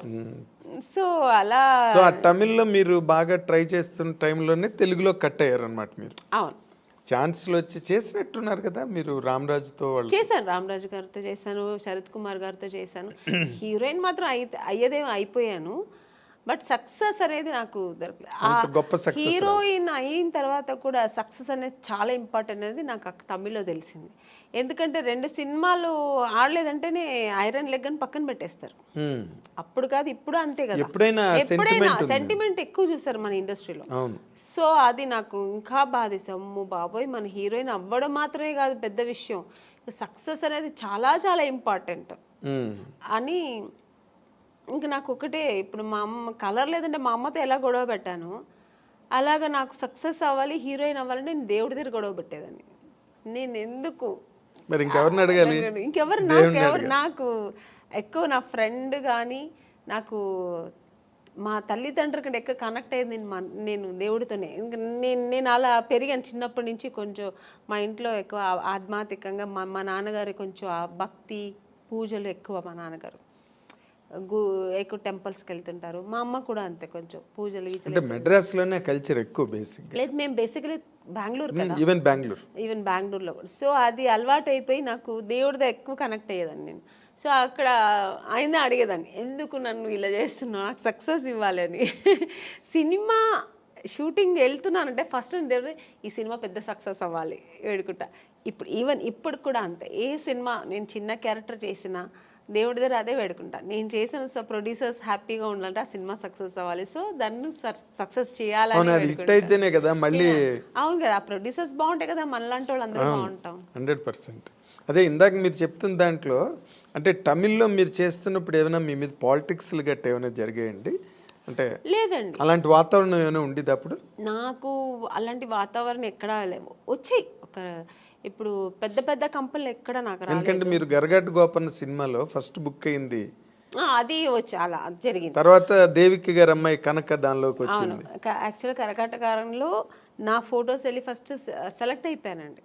సెలెక్ట్ అయిపోయి ఇంకా షూటింగ్ ఇంకొక 15 days 10 days ఉందన్నప్పుడు అక్కడ ఒక చిన్న కాంట్రవర్సీ జరిగింది. అంటే నన్ను తీసుకెళ్ళి యాక్ట్రెస్ నళిని గారు అని ఉంటారు, అవును, రామరాజు గారు వాళ్ళ వైఫ్, వాళ్ళు సిస్టర్ హస్బెండ్ నన్ను తీసుకెళ్లారు.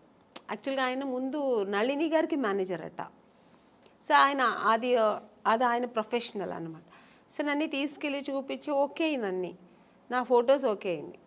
తర్వాత ఆయన ఏమన్నారంటే 5 years అగ్రిమెంట్ వేసుకోవాలి, నేను మీరు హీరోయిన్ చేస్తారుగా, అన్ని డేట్స్ నేనే చూస్తాను. ఓకే, డేట్స్ ఫైన్, మీరు డేట్స్ చూసుకోండి అన్న, బట్ రెమ్యునేషన్ నాకు 50%, మీకు 50% అన్నారు. అది స్పెన్సర్ మరి స్పెన్సర్ నేనైతే ఓకే చెప్పాను.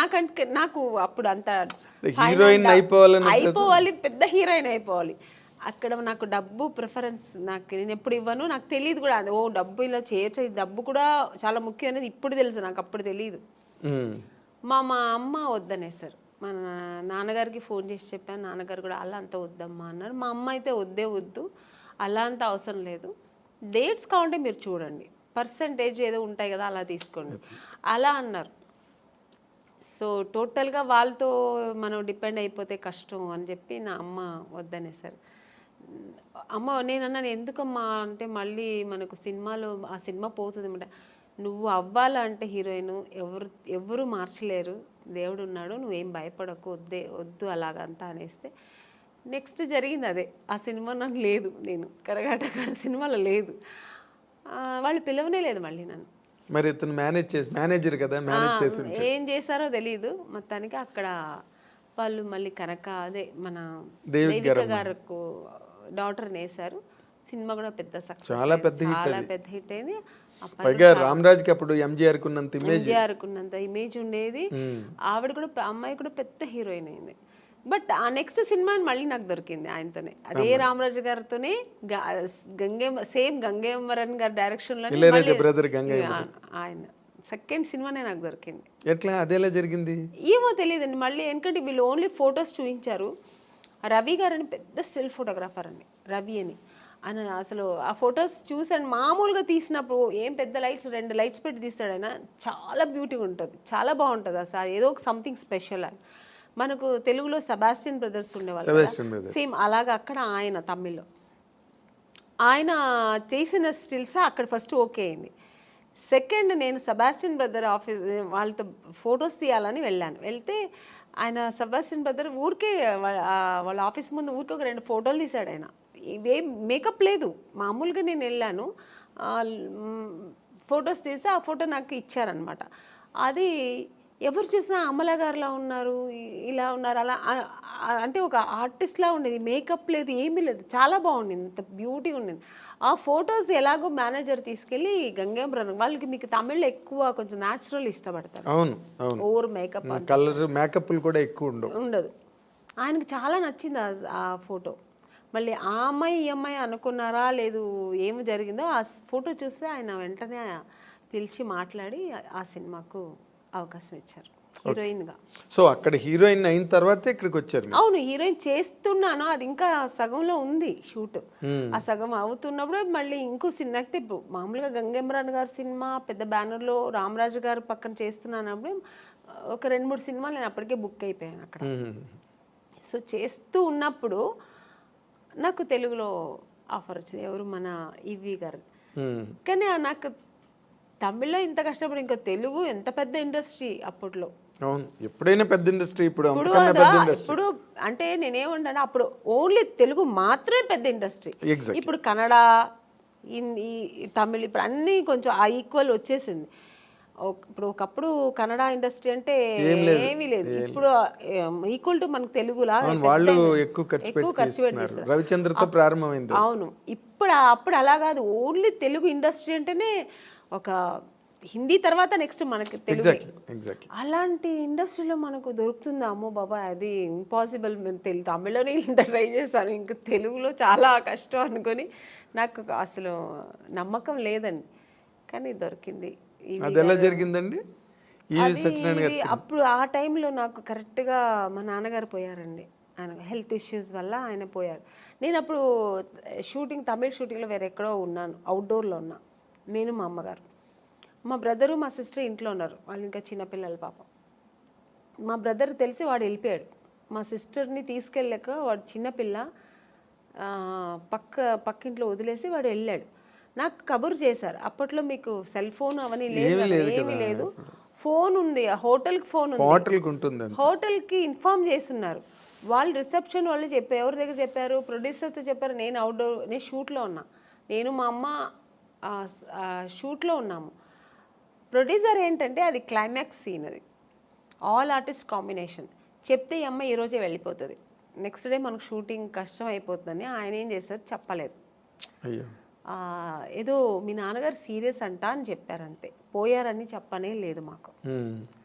నేను సీరియస్ అంటే నాన్నగారు కొంచెం హెల్త్ ఇష్యూస్ ఉంది కదా సార్, అప్పుడు కొంచెం భయపడ్డాను. కానీ సార్ ఏమైందంటే ఫోన్ అక్కడి నుంచి మా ఇక్కడ బెంగళూరు చేస్తే మా నాన్నగారు ఉన్న చోటు చేస్తే కనెక్ట్ అవ్వట్లేదు.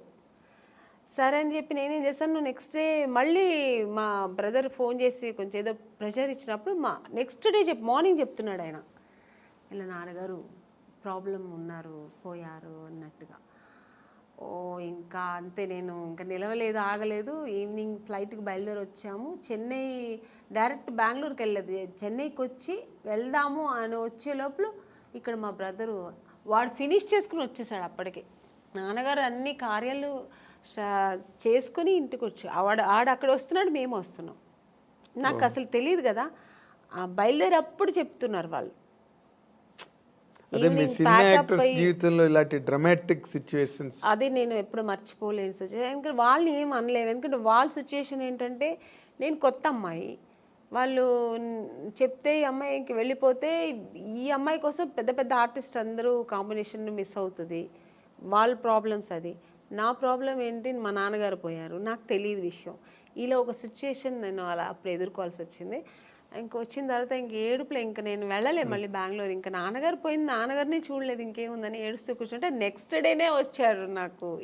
ఆ టైంలో వచ్చింది ఆఫర్, మేడం ఇలా నేను ఊర్లో ఉన్నప్పుడే ఫోన్ చేశారు వాళ్ళు, ఇలా ఉంది అని చెప్పి ఫోన్ చేసి హోటల్కి ఫోన్ చేసి చెప్తే వస్తామండి, ఇట్లా వచ్చిన నేను కలుద్దామన్నా. నాన్నగారు విషయం జరిగిన తర్వాత నేను టోటల్గా మర్చిపోయాను. లేదండి నేను రాలేదు, మా నాన్నగారు వెళ్ళిపోయారు, మనసు బాగాలేదు, పైగా ఇప్పుడు చాలా డల్గా ఉన్నాను. మామూలుగా మంచిగా వచ్చినప్పుడే నన్ను సెలెక్ట్ అవును, ఇంక ఈ టైంలో నేను సెలెక్ట్ అవుతామని మనసులో నేను అనుకుని, నేను రానండి, ఇప్పుడు బాగుండేది కూడా వస్తే, నా ఫేస్ వేరే డల్గా ఏడ్చి అని చెప్పా. లేదమ్మా డైరెక్టర్ గారు ఫొటోస్ చూసి చాలా, ఫొటోస్ ఎప్పుడు బాగానే ఉందంటారండి, డైరెక్ట్గా చూస్తే వద్దంటారు ఎందుకు, ఫస్ట్ మళ్ళీ తెలుగులో మంచి ఆఫర్ మళ్ళీ అక్కడ నుంచి ఫెయిల్యూర్ అయింది తెలుసా, నాకు ఇది జరిగేది ఇదే, ఎందుకు మళ్ళీ రావచ్చు, వేస్ట్గా ట్రై చేయడం ఎందుకు, పైగా అంతకంటే మెయిన్ మా నాన్నగారు పోయారు. నాకు ఆ టైంలో అవేమి నాకు గుర్తు వెళ్ళాలి పోవాలని. మా అమ్మ ఏం చెప్పారంటే, నువ్వు వెళ్ళమ్మా, ఎందుకు పిలుస్తున్నారు, నాన్నగారు బ్లెస్సింగ్స్ ఉంటుంది, సినిమా దొరుకుతుంది, ఏం అలా అనుకోకు, వెళ్ళు నువ్వు డ్రెస్ అవ్వు అని చెప్తే అప్పటికప్పుడు వెళ్ళి డ్రెస్ అప్ అయ్యి వెళ్ళాను. బట్ డైరెక్టర్ గారు ఈవీ గారికి చెప్పారు, ఇలా నాన్నగారు పోయారు, అమ్మాయి పాప చాలా ఇబ్బందిలో ఉంది, డిప్రెషన్లో ఉందంటే వచ్చిన తర్వాత చూసారు. ఆయనకు కూడా ఒక చిన్న షాక్ వచ్చింది, ఈ అమ్మాయి అన్నట్టుగా చూసి, ఎందుకంటే ఫొటోస్లో ఇంత అంటే చిన్న మేకప్ అవి ఉంటాయి కదా ఫోటోల్లో, బాగా మేకప్, ఇప్పుడు రెగ్యులర్ మేకప్ ఉంటుంది కదా సార్, డిఫరెంట్ కాస్ట్యూమ్స్ వేసుకొని ఉంటాం, ఒక్కొక్క కాస్ట్యూమ్స్లో ఒక్కొక్క అందం ఉంటుంది. మనం మామూలుగా ఒక డ్రెస్ వేసుకుని వెళ్ళాను, పైగా మా నాన్నగారు పోయారు, నాకు పెద్ద లిప్స్టిక్ కూడా వేసుకోలే, నేను ఒక ఏదో విరక్తిలాగా వెళ్ళాను. నేను ఏముంది నాన్నగారే పోయారు అన్నట్టుగా ఆ టైంలో వెళ్తే డైరెక్టర్ గారు ఏం చేస్తారు, సరే మనం ఒక వీడియో టెస్ట్ చేసేద్దామని ఇమీడియట్గా అప్పటికప్పుడే ఒక మేకప్ వేసి టెస్ట్ చేశారు. అప్పట్లో వీడియో టెస్ట్ చేశారు, ఆడిషన్ చేశారు ఆయన. అప్పుడు 100% ఓకే, ఇమీడియట్గా అడ్వాన్స్ ఇచ్చి. నాకు తెలుసు మీరు సెలెక్ట్ అవ్వడం, ఆ సినిమా అంతా జరగడం, ఆ దుఃఖంలో కూడా ఒక మంచి ఆ సంతోషాన్ని ఎలా సెలబ్రేట్ చేసుకోవాలని కూడా నాన్నగారు పేరు. బట్ నిజంగా ఆయన ఆశీస్సులు, ఆయన బ్లెస్సింగ్స్, దేవుడు బ్లెస్సింగ్స్, ఆ సినిమా దొరికింది నాకు. సినిమా అది కూడా మంచి హిట్ అయింది కూడా. అక్కడి నుంచి నా లైఫ్ తమిళకి దూరం అయిపోయింది, ఇంకా అటు చూడలేదు. ఇంకా ఫుల్ నా తెలుగు ఇండస్ట్రీలో స్థిరపడడం, ఇంకా తెలుగు ప్రేక్షకులతో నేను దగ్గర అవ్వడం, మంచి మంచి సినిమాలు చేయడం. జమ్మలక్కడి పంప తర్వాత ఇమీడియట్ గా మీకు ఆఫర్లు ఎలాగ వచ్చాయండి? చేస్తున్నప్పుడే రేపటి రౌడీని ఒక సినిమా చేశాను. తమిళ్లో రెహమాన్ అని ఒక హీరో ఉంటారు, రఘు లక్ష్మి గారు దాంట్లో లీడ్ రోల్ చేశారు. నాకు అత్తగారు రోల్, అలా మంచి క్యారెక్టర్, అందులో కూడా హీరోయిన్ రోల్. సార్ సినిమా చేసిన, ఈ సినిమా రిలీజ్ అయిన తర్వాత ఆ సినిమా రిలీజ్ అయింది, బట్ యావరేజ్ పోయింది. తర్వాత మిస్టర్ పెళ్ళాం, ఇలాగా ఇంకా అక్కడి నుంచి మొత్తం. మిస్టర్ పెళ్ళాం రిలీజ్ అయిన తర్వాత అవార్డు వచ్చింది అనుకోకుండా, ఒక మంచి ఆర్టిస్ట్, అంటే చాలా పెద్ద హీరోయిన్ అయిపోయారు మీరు మిస్టర్ పెళ్ళాం తర్వాత. ఎందుకంటే ఆ సినిమా హిట్ అవడం, రాజేంద్ర ప్రసాద్ గారి కాంబినేషన్, అవతల బాపు గారు డైరెక్టర్, సో అక్కడి నుంచి నాకు నా లైఫ్ కెరియర్ టోటల్గా నేను అనుకున్నది అలా జరిగిందనమాట. అదే నాన్నగారే చూడలేకపోయారు. చూడలేకపోయాను. ఆ టైంలో మా నాన్నగారు నేను నేను హీరోయిన్ అవ్వాలని నాన్నగారు వద్దన్నారు. తర్వాత నాన్నగారు లేదు నువ్వు చేస్తావు, నీకు ఆ కెపాసిటీ ఉంది, ఎందుకు నీకు ఇంట్రెస్ట్ ఉంది అని నాన్నగారు అప్రోచ్ చేసినప్పుడేమో నాన్నగారు లేరు చూడ్డానికి. అదన్నీ కొంచెం ఆ టైంలో బాధ అనిపించింది. తర్వాత ఇంకా బాధపడడానికి కూడా టైం లేదు, ఇంకా ఆలోచనలే. ఆయన బ్లెస్సింగ్స్ అలాగే ఉంది, దేవుడి బ్లెస్సింగ్స్తో నేను అలా ట్రావెల్ అయ్యాను. కానీ గొప్ప విషయం ఏంటంటే, గొప్ప విషయం అని కాదు, but you have to tell that ఇండస్ట్రీలో అడుగుపెట్టినప్పటికీ అసలు బొమ్మల కొలువులో ఉన్నారు హీరోయిన్స్ అందరూ. ఎంతమంది ఉండాలో సినిమా ఇండస్ట్రీలో అంత ఆ నెంబర్ ఆఫ్ హీరోయిన్స్ మళ్ళీ రిపీట్ అవ్వలేదండి, అంత నెంబర్. నాకు తెలియదండి. You can just think. ఓ పక్కన శ్రీదేవి గారి దగ్గర నుంచి మొదలెడితే విజయశాంతి గారు, రాధా, సుహాసిని, భానుప్రియ, మనోచిత్ర అని ఇంకో హీరోయిన్, వరుస హీరోయిన్లు. ఇంకొంచెం ముందుకు వస్తే సౌందర్య, నగ్మ, రోజా, కనక అవతల తమిళ్లో. ఇలాగా ఒక మినిమం ఒక 25 మంది హీరోయిన్స్ బెంగళూరు నుంచి కానీ, తమిళ్, తెలుగు. అది ఆ టైంలో అసలు మీకు అవకాశాలు రావడం అన్నది మీకు ఎలాగా అసలు జరిగిందండి? అది మిరాకల్ అని చెప్పాలా? మిరాకల్ కాదండి, అది దేవుడు బ్లెస్సింగ్స్. ఎందుకంటే నేను ఎక్కువ దేవుడు నమ్ముతాను. జాతకాలు కూడా నమ్ముతారు? లేదండి, జాతకాలంతా నేను నమ్మను. నాకు ఒక్కటి దేవుడు లేకుండా ఏమీ జరగదు, ఆయన అనుకుంటేనే అన్ని జరుగుతుంది అని ఒక నమ్మకం ఎక్కువ, భగవంతుడి మీద ఎక్కువ నమ్మకం. అలాగే నాన్నగారు బ్లెస్సింగ్స్ నా మీద ఎక్కువ ఉంటుంది ఎప్పుడు. ఎందుకంటే నేను ఎక్కువ నాన్న అంటే చాలా ఇష్టం నాకు. ఆడపిల్లలకి సాధారణంగా తండ్రి ఎందుకంటే అమ్మ మీద ప్రేమ లేదని కాదు, ఎక్కువ నాన్నగారితో గారాభంగా ఉండేదాన్ని. సో అందుకని ఫస్ట్ హీరో నాన్నే కదా ఆడపిల్ల. అందుకని ఇప్పుడు మా నాన్నగారికి ఇంట్లో ఉన్నప్పుడు ఆయనకి దీపం పెట్టకుండా ఉన్నాను. రోజు ఆయనకి దీపం పెడతాను. దేవుడికి అంతే, ఆయన ప్రార్థన లేకుండా ఒక్కరోజు కూడా ఉండదు.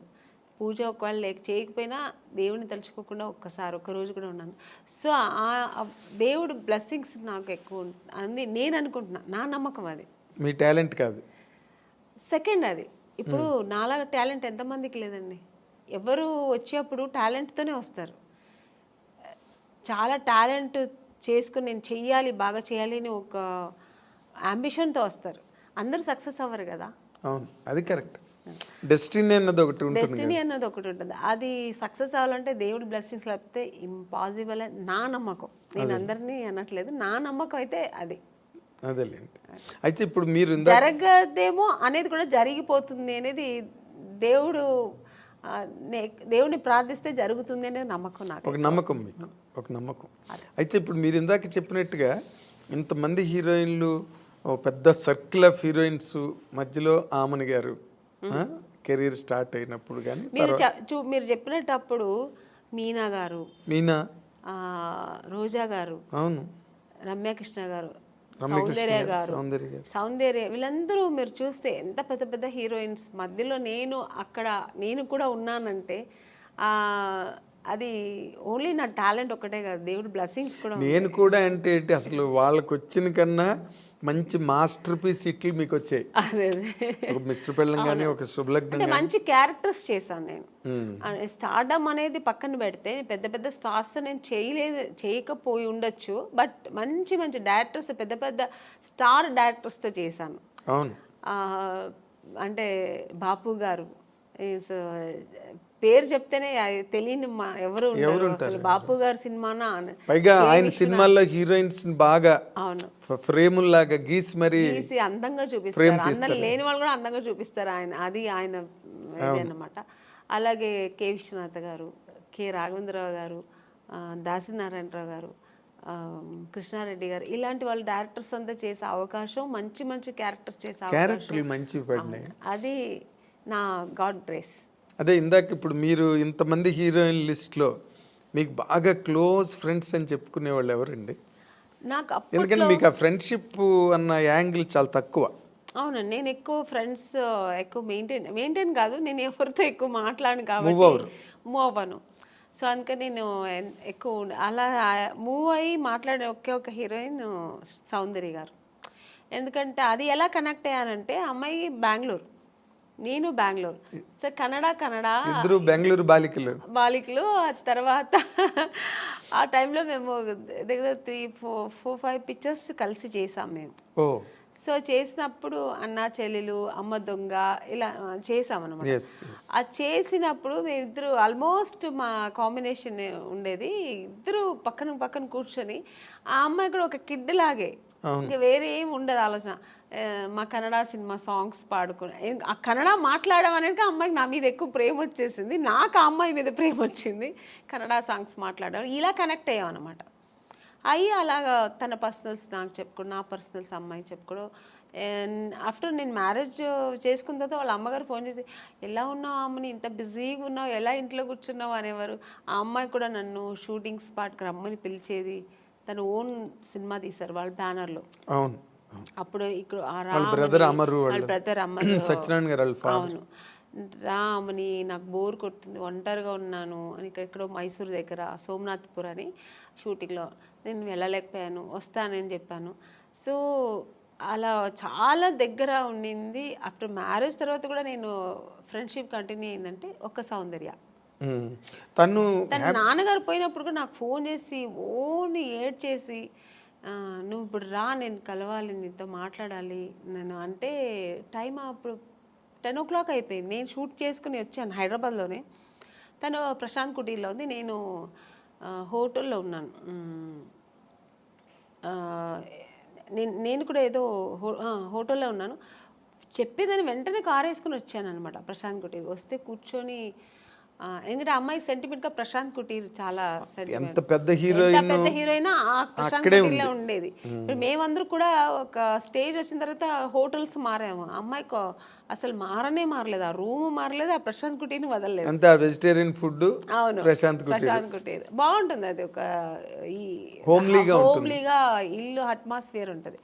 సో అక్కడ వెళ్తే అసలు నన్ను హగ్ చేసుకుని బోర్ని ఏడ్చేసింది చిన్నపిల్లలాగా. ఏడ్చి మా 4 పిల్లర్స్లో ఒక పిల్లర్ వెళ్ళిపోయారు నాన్నగారు, నేను అమర్ అమ్మ ముగ్గురే ఉన్నాము అమ్మని అని ఏడ్చి. అన్నాను ఏదున్నా ధైర్యంగా ఫేస్ చేయాలి, నువ్వు ఏడవ, నేను తనకు ధైర్యం చెప్పింది. అమ్మాయిలాగే కానీ ఆ టైంలో అలా ఒకరికొకరు ఆద్దరు చెప్పుకొని అంత క్లోజ్ ఉండేది అన్నమాట అమ్మాయి. కానీ మరి అమ్మాయి పోయింది అలాగా, అప్పుడు అసలు నేను షూట్లో ఉన్నానండి అప్పుడు కూడా. ఆ టైంలో షూట్లో ఉన్నాను నేను. చెప్తే నేను నమ్మలేదు. సౌందర్య అని వేరే ఎవరైనా చెప్తున్నారు, సౌందర్య ఎలా పోతుంది, నేను ఎందుకు పోతుంది అన్నాను. అసలు నమ్మలేదు నేను. అసలు ఇలా కెమెరా పెట్టి ఇలా సౌందర్య గారు పోయారంటే ఇంక నాకు పక్కన మనుషులు ఉన్నారని ఏడ్చేసానండి. ఎవరి దగ్గర ఉందో ఆ క్లిప్పింగ్స్ తెలియదు కానీ చూసారంటే చాలా ఘోరంగా ఉంటుంది. చిన్న పిల్లలాగా ఏడ్చేసాను నేను. నాకు మాటలు రావట్లేదు, నాకు ఒక షాక్ లాగా అయిందనమాట. ఆ అమ్మాయి పోవడం ఏంటి అసలు. ఆ తర్వాత అసలు నేను దేవుడి దగ్గర నిజంగా ఇది ట్రూ అండి, నేనైతే దేవుడి దగ్గర ఒక్కటే వేడుకున్నా, నన్ను తీసుకెళ్ళొచ్చు కదా ఆ అమ్మాయిని ఉంచేసి అనిపించింది ఆ టైంలో. అలా ఏడ్చేసాను నేను. సో చాలా మంచి అమ్మాయి కూడా అమ్మాయి, చాలా మంచి అమ్మాయి, పర్సనల్గా అన్ని విషయాల్లో చాలా మంచి అమ్మాయి. ఆ టైంలో అలా ఫీల్ అయ్యాను అనమాట. ఇప్పుడు అమ్మాయిని తలుచుకున్న రోజు ఉండదు నాకు. ఎప్పుడైనా సినిమాలు వస్తే తన సినిమాలు చూస్తుంటే ఏడుపు వచ్చేస్తుంటుంది.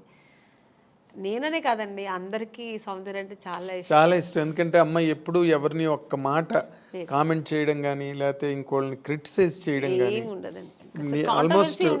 ఆల్మోస్ట్ మీలాగే మీ ఇద్దరు కనుక త్రాసులు వేస్తే అలాగే మంచి మంచి క్యారెక్టర్స్ చేసింది, మంచి ఆర్టిస్ట్, ఒక అమూర్ లాంటి సినిమా చేసింది, మంచి సినిమాలు వేసింది అలా. కానీ అమ్మాయి ఒక మంచి లైఫ్ చూడలేకపోయింది కదా అనిపించింది. వాస్ షీ హ్యాపీ అండి బిఫోర్ మ్యారేజ్ ఆల్సో? హ్యాపీ అండి అమ్మాయి చల్లిమ. యాక్చువల్గా అమ్మాయికి అలా ఉండడం ఇష్టం, సినిమా ఇంట్రెస్ట్ తక్కువ అండి. తను నాన్నగారు చెప్పారని హీరోయిన్ అయింది కానీ తర్వాత తనకి ఇంట్రెస్ట్ వచ్చి తర్వాత చేసింది, అది వేరు. తన ఇష్టం ఏంటంటే మామూలు మన ఒక లైఫ్ ఉంది కదా, మ్యారేజ్ చేసుకోవాలి, మనం మామూలు ఒక సామాన్య మనుషులాగా ఉండాలని, హౌస్ వైఫ్ లాగా మన అందరిలా ఉండాలని చాలా ఇష్టపడేది. నాకు తెలుసు అమ్మాయి అలాంటి ఒక లైఫ్ ఆ అమ్మాయి అనుభవించకుండా వెళ్ళిపోయింది. సినిమాలో ఒక అంత ఎదిగిన అమ్మాయి ఒక పర్సనల్ లైఫ్ అనుభవించకుండా వెళ్ళిపోయింది అనేది తలుచుకుంటే చాలా బాధ. అదే జగపతి బాబుని చేసుకుంటుందని ఒక టైంలో లేదండి, అసలు ఆ జగపతి బాబు గారికి ఆ థాట్ లేదు. ఆయనకు ఆల్రెడీ మ్యారేజ్ అయ్యి పిల్లలు ఉన్నారు.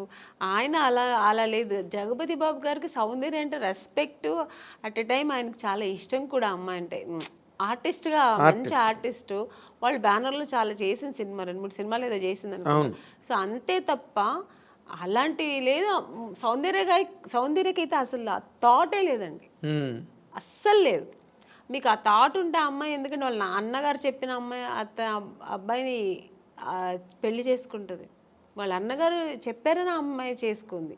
వాళ్ళ అన్నగారు చెప్పి ఏ మాట, నాన్నగారు ఉన్నంత వరకు నాన్నగారు మాట వినేది. చిన్నపిల్లలాగే అండి వాళ్ళ ఇంట్లో. నెక్స్ట్ అమ్మకి కూతురులాగే ఉండేది తప్ప చెల్లెలాగా ఉండేది కాదు. అవును, అమ్మరు ఏం చెప్తే అది వినేది. అమ్మరే అంత డెసిషన్ అంతా కూడా ఎప్పుడు కూడా. అలాంటి ఉన్నప్పుడు ఇంకా జగపతి బాబు గారి మీద అలాంటి అసలు అదంతా ఊరికే అప్పుడంతా ఇండస్ట్రీ అంతా విపరీతంగా మాట్లాడుకున్నారు. లేదండి, మీ చెవిలో పడిందో లేదో నాకు తెలియదు, తెలుసు నాకు కూడా, బట్ లేదు అలాంటివి లేదు. ఓకే, ఆ అమ్మాయికి లేదు, జగపతి బాబు గారికి కూడా లేదు అలాంటి. ఆయన అసలు అందరితో బాగా క్లోజ్గా మాట్లాడతారు. అలాగే ఆ అమ్మాయితో కూడా ఉండేవారు అనమాట. కాకపోతే అంటే ఎక్కువ సినిమాలు కలిసి చేశారు, అందుకని అలా వచ్చింది అది. వాళ్ళిద్దరూ కొంచెం ఒక 4-5 సినిమాలు కలిసి చేశారు ఆ టైంలో. అవును. తర్వాత ఇప్పుడు క్వైట్ కాంట్రాస్ట్ రోజా గారు. అవును, మామూలు ఆటం బాంబు. నిజంగా గర్వంగా ఉందండి. ఎందుకంటే మా ఇండస్ట్రీలో ఒక హీరోయిన్ ఒక పొలిటీషియన్లో వెళ్ళి అలా గట్స్గా మాట్లాడడం నిజంగా కదా. పాలిటిక్స్లోకి రమ్మని ఎప్పుడు అడగలేదు ఆవిడ మిమ్మల్ని? నన్ను లేదండి. అంటే రోజా గారు నాకు బాగా క్లోజే. అంటే సౌందర్య ఫ్రెండ్షిప్ వేరు. ఇప్పుడు రోజా గారు ఎలా అంటే సెట్లో ఉన్నంత వరకు చాలా బాగా మాట్లాడారు. మీరు ఇప్పుడు కూర్చుని ఉన్నంతసేపు క్లోజ్గా ఉంటారు, తర్వాత ఇంకా వాళ్ళ పనులు వాళ్ళకి, మా పనులు మనకి, అలా ఉంటారు ఆవిడ. ఆ ఫ్రెండ్షిప్ని అలా కంటిన్యూ చేయరు అనమాట. ఇప్పుడు అదే మళ్ళీ ఇళ్ళకెళ్ళి ఫోన్లు మాట్లాడుకోవడం కానీ, ఎలా ఉన్నావు, మళ్ళీ మెసేజ్లు, ఇప్పుడంతా ఫోన్లు వచ్చాయి, మెసేజ్లు పెట్టడం కానీ నేను పెడుతూ ఉంటాను, గుడ్ మార్నింగ్ మెసేజ్లు అన్నీ. తను దానికి రిప్లై చేస్తుంటుంది తప్ప పెద్దగా తను ఇంకా అంటే ఉన్న బిజీ అలాగా ఆవిడ. అంతే కదా, చాలా బిజీ కదండి ఆవిడ పనులు చేసుకోవడానికి కూడా టైం ఉండదు. ఇంకా మాకు మా మెసేజ్ లేకపోతే పెడుతూ కూర్చుంటారు చెప్పండి. సో అంతే కానీ ఆ ఫ్రెండ్షిప్ లేదని కాదు, టైం లేదు ఆవిడకి. ఫస్ట్ ఆఫ్ ఆల్ ఎప్పుడు బిజీ ఉంటుందండి. ఇప్పుడే కాదు, హీరోయిన్గా ఉన్నప్పుడు చూసారంటే తమిళ్లో బిజీ, తెలుగులో బిజీ, కన్నడలో సినిమాలు చేసేది రోజా గారు. ఫుల్ బిజీగానే ఉండేవారు ఆవిడ.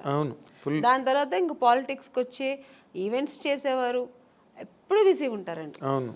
అంటే మీ ఇద్దరు మామూలుగా పాలిటిక్స్ గురించి మాట్లాడుకోవడం అలాంటివి ఉండవు? లేదు, నాకు అసలు పాలిటిక్స్ అంత నాలెడ్జ్ లేదు, నాకేం తెలీదు. ఊరికే చూస్తుంటాను అంతే. ఎవరు రోజా గారు అలా మాట్లాడుతున్నప్పుడు మీరు విని ఏంటి అలా మాట్లాడుతున్నావు ఏంటి అసలు అండం గట్టి అంటే అలా మాట్లాడాలేమో మరి, అది నాకు తెలీదు మరి. అంటే పాలిటిక్స్కి వెళ్తే అలా ఉండాలేమో, ఫైర్ బ్రాండ్ అలా లేకపోతే ఇంకా అదే. ఇప్పుడు మన సినిమాలో మనం నటించడం ఎలాగో అలాగా అలా మాట్లాడడం అదొక నటన. ఎగ్జాక్ట్లీ, అదొక పాత్ర పోషణ. నటన అనడం కన్నా అదొక క్యారెక్టర్, దాన్ని పోషించాలి అక్కడ. అయితే మీ కెరీర్లో ఫస్ట్ ఇన్నింగ్స్ అంతా బాగా సక్సెస్ఫుల్గా ఉన్నారు, సెకండ్ ఇన్నింగ్స్లో కూడా కంఫర్టబుల్గా ఉన్నారు. మీకంటూ అసంతృప్తులు ఏం లేవండి కెరీర్లో ఇన్ జనరల్గా? అంటే మనిషి అన్న వాళ్ళకి మనం ఎంత సక్సెస్ఫుల్గా ఉన్న కెరీర్లో కొన్ని ఎక్కడో తెలియని పాయింట్లో కొన్ని డిసాటిస్ఫాక్షన్స్ అలా మిగిలిపోతాయి. అలాంటివి ఏమైనా ఉన్నాయా? లేదు, ఐఎమ్ హ్యాపీ అండ్ కంప్లీట్లీ. నేను హీరోయిన్ అవ్వాలనుకున్నా, అయ్యాను.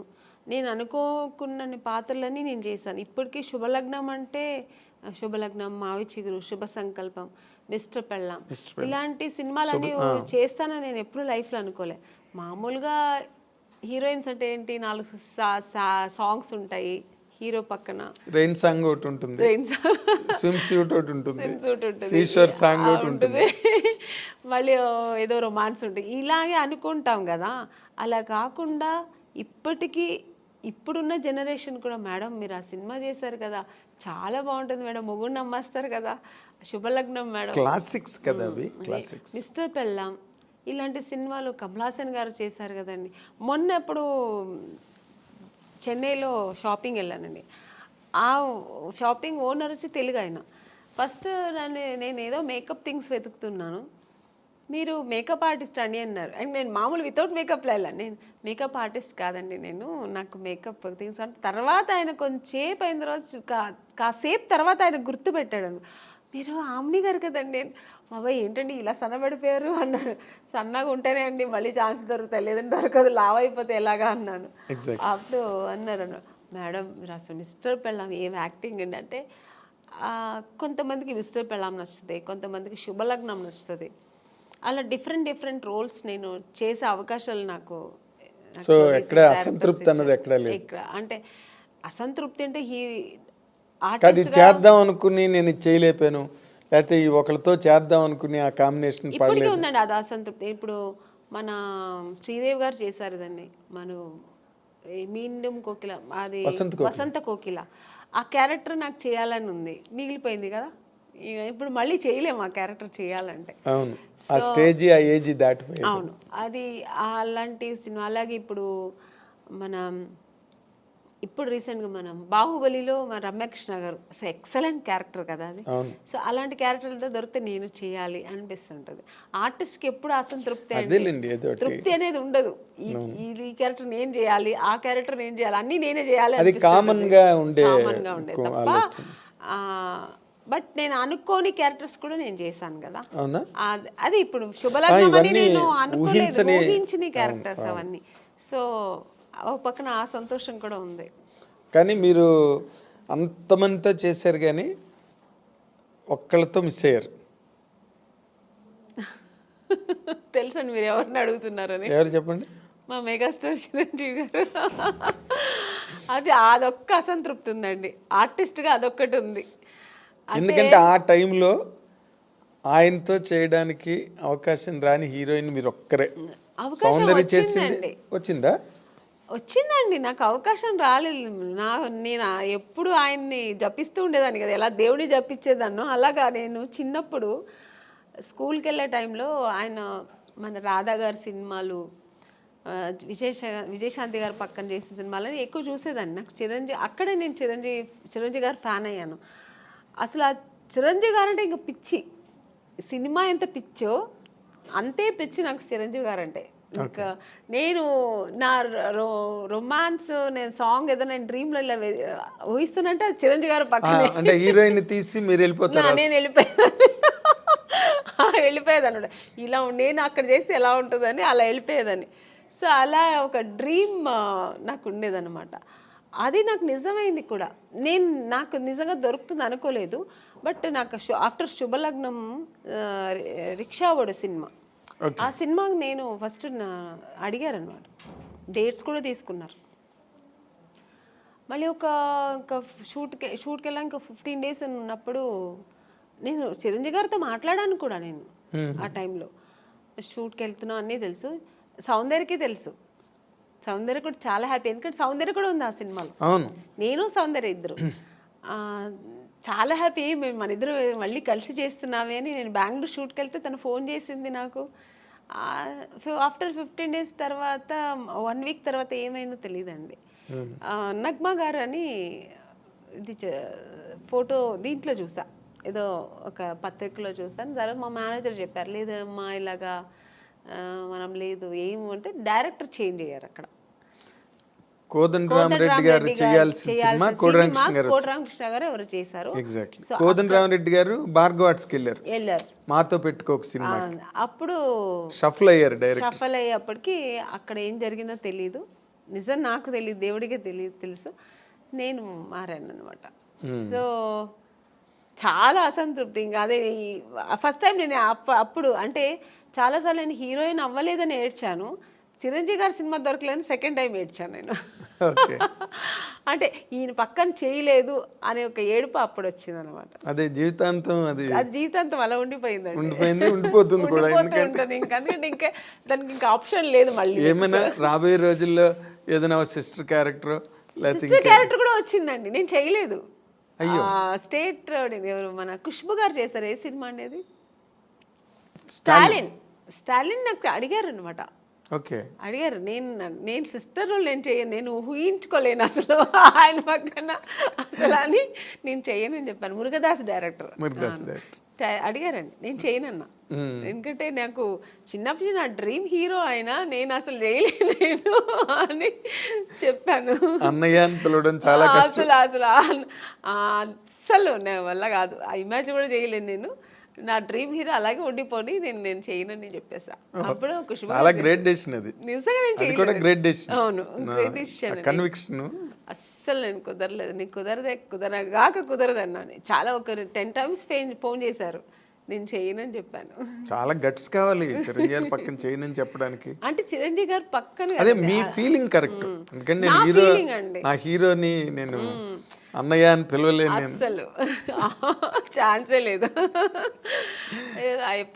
నాకు ఇప్పటికీ గుర్తు, మీరు అన్నపూర్ణ స్టూడియోలో చిరంజీవి గారు ఒక సెట్లో షూటింగ్ చేస్తున్నప్పుడు మీరు పక్క సెట్లో షూటింగ్ చేస్తూ కలవడానికి వస్తామని వచ్చారు ఒకసారి మీరు. అవును. ఇప్పుడు రీసెంట్గా మన కే విశ్వనాథ్ గారు ఫంక్షన్ జరిగింది, ఆయన పోయిన తర్వాత శ్రద్ధాంజలి చేసి. అప్పుడు ఆ ఫంక్షన్ నేను వెళ్ళాను, ఎందుకంటే నేను ఆయన సినిమా చేశాను కదా, శుభ సంకల్పం.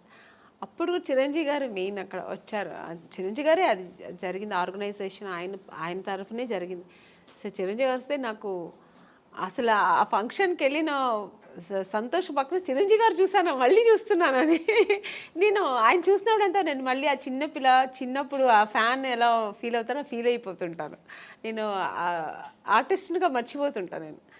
సో అక్కడ వెళ్ళి స్టేజ్కి వెళ్ళిన తర్వాత అందరూ ఫొటోస్ తీసుకొని, అందరూ గ్రూప్ తీసుకున్నారు, నేను మళ్ళీ వెళ్ళి సార్ ఒక్క ఫోటో తీసుకుంటాను సార్ అన్నాను.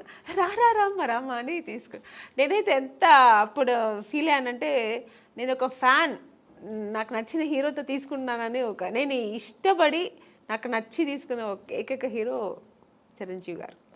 అంటే ఆయన ఈ సచ్ ఎ ఫినామినల్ హీరో. మీరు అలాగే ఫ్యాన్స్ లాగా ఉండిపోయారు అప్పటి నుంచి ఇప్పటి వరకు. ఇప్పుడు మళ్ళీ కొత్త జనరేషన్ తీసుకుంటున్నాను. ఇప్పుడు చేస్తున్నప్పుడు అందరూ హీరోస్తో నేను తీసుకుంటా పర్సనల్గా, అది దట్స్ డిఫరెంట్. బట్ నాకు ఇష్టపడి చిరంజీవి గారు పక్కన తీసుకుని ఇలా తీసుకుంటే అసలు మళ్ళీ బ్యాక్ టు 25 years బ్యాక్ వెళ్ళిపోయాను అనమాట. ఇప్పుడు మీరు మాట్లాడుతున్నప్పుడే ఎంతో పొంగిపోతున్నారు తెచ్చుకుని.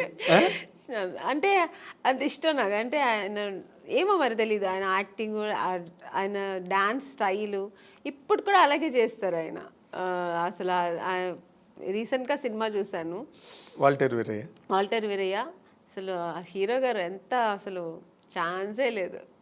రెడీ అవ్వాలి మరి మీరు. బాలశంకర్ దగ్గరలోనే ఉంది, బాలశంకర్ రిలీజ్ దగ్గరలో ఉంది. వెళ్తానండి August 11. చాలా హైలీ ఎక్స్పెక్టెడ్ ఫిల్మ్. చాలా అది మనకు అక్కడ వేదాళం, తమిళ్ వేదాళం కదా తెలుగులో, అక్కడ పెద్ద హిట్. ఆ ఎక్స్పెక్టేషన్స్ ఇక్కడ కూడా ఉన్నాయి. ఇప్పుడు జనరల్గా అంటే మీరు ఎప్పుడు క్లాసిక్ క్యారెక్టర్స్, ఇంపార్టెంట్ రోల్సే చేశారు. గ్లామర్ వైపు అసలు ఎప్పుడు పోలేదు మీరు. రమ్యకృష్ణ గారు చేశారు, కొంతలో కొంత సౌందర్య కూడా చేసింది. మీరు అసలు అటు పక్కకే పోలేదంటే నాకు స్టార్టింగ్ ఇప్పుడు జంబలకడి పంలో మాస్ క్యారెక్టర్ అండి నేను చేశాను. తర్వాత ఏంటో ఆఫ్టర్ ఇమ్మీడియట్గా నాకు మిస్టర్ పెళ్ళాన్ దొరికింది. మిస్టర్ పెళ్ళాన్ తర్వాత చూసారంటే ఇంకా టోటల్గా హోమ్లీ క్యారెక్టర్స్ దొరికింది నాకు. ఒకవేళ నేను ఆ ఫేస్ నా బాడీ స్ట్రక్చర్ సెట్ అవుతుందేమో కానీ అందరూ ఆమెని అంటే ఇలా ఉంటేనే బాగుంటుంది, శారీ కట్టుకుంటేనే అందంగా ఉంటుందని. సో నాకు అలా బ్రాండ్ వేస్తారనమాట. అప్పట్లో జయసుధ గారికి ఉండేది అది. జయసుధ గారికి ఎలా ఉంటుంది, ఆవిడెప్పుడు మాస్ అంటే అడవి రాముడు అవన్నీ చేశారు కానీ చేశారు, సహజ నటి అని ఒక ముద్ర వేసి ఆవిడని అలా పక్కన పెట్టారు.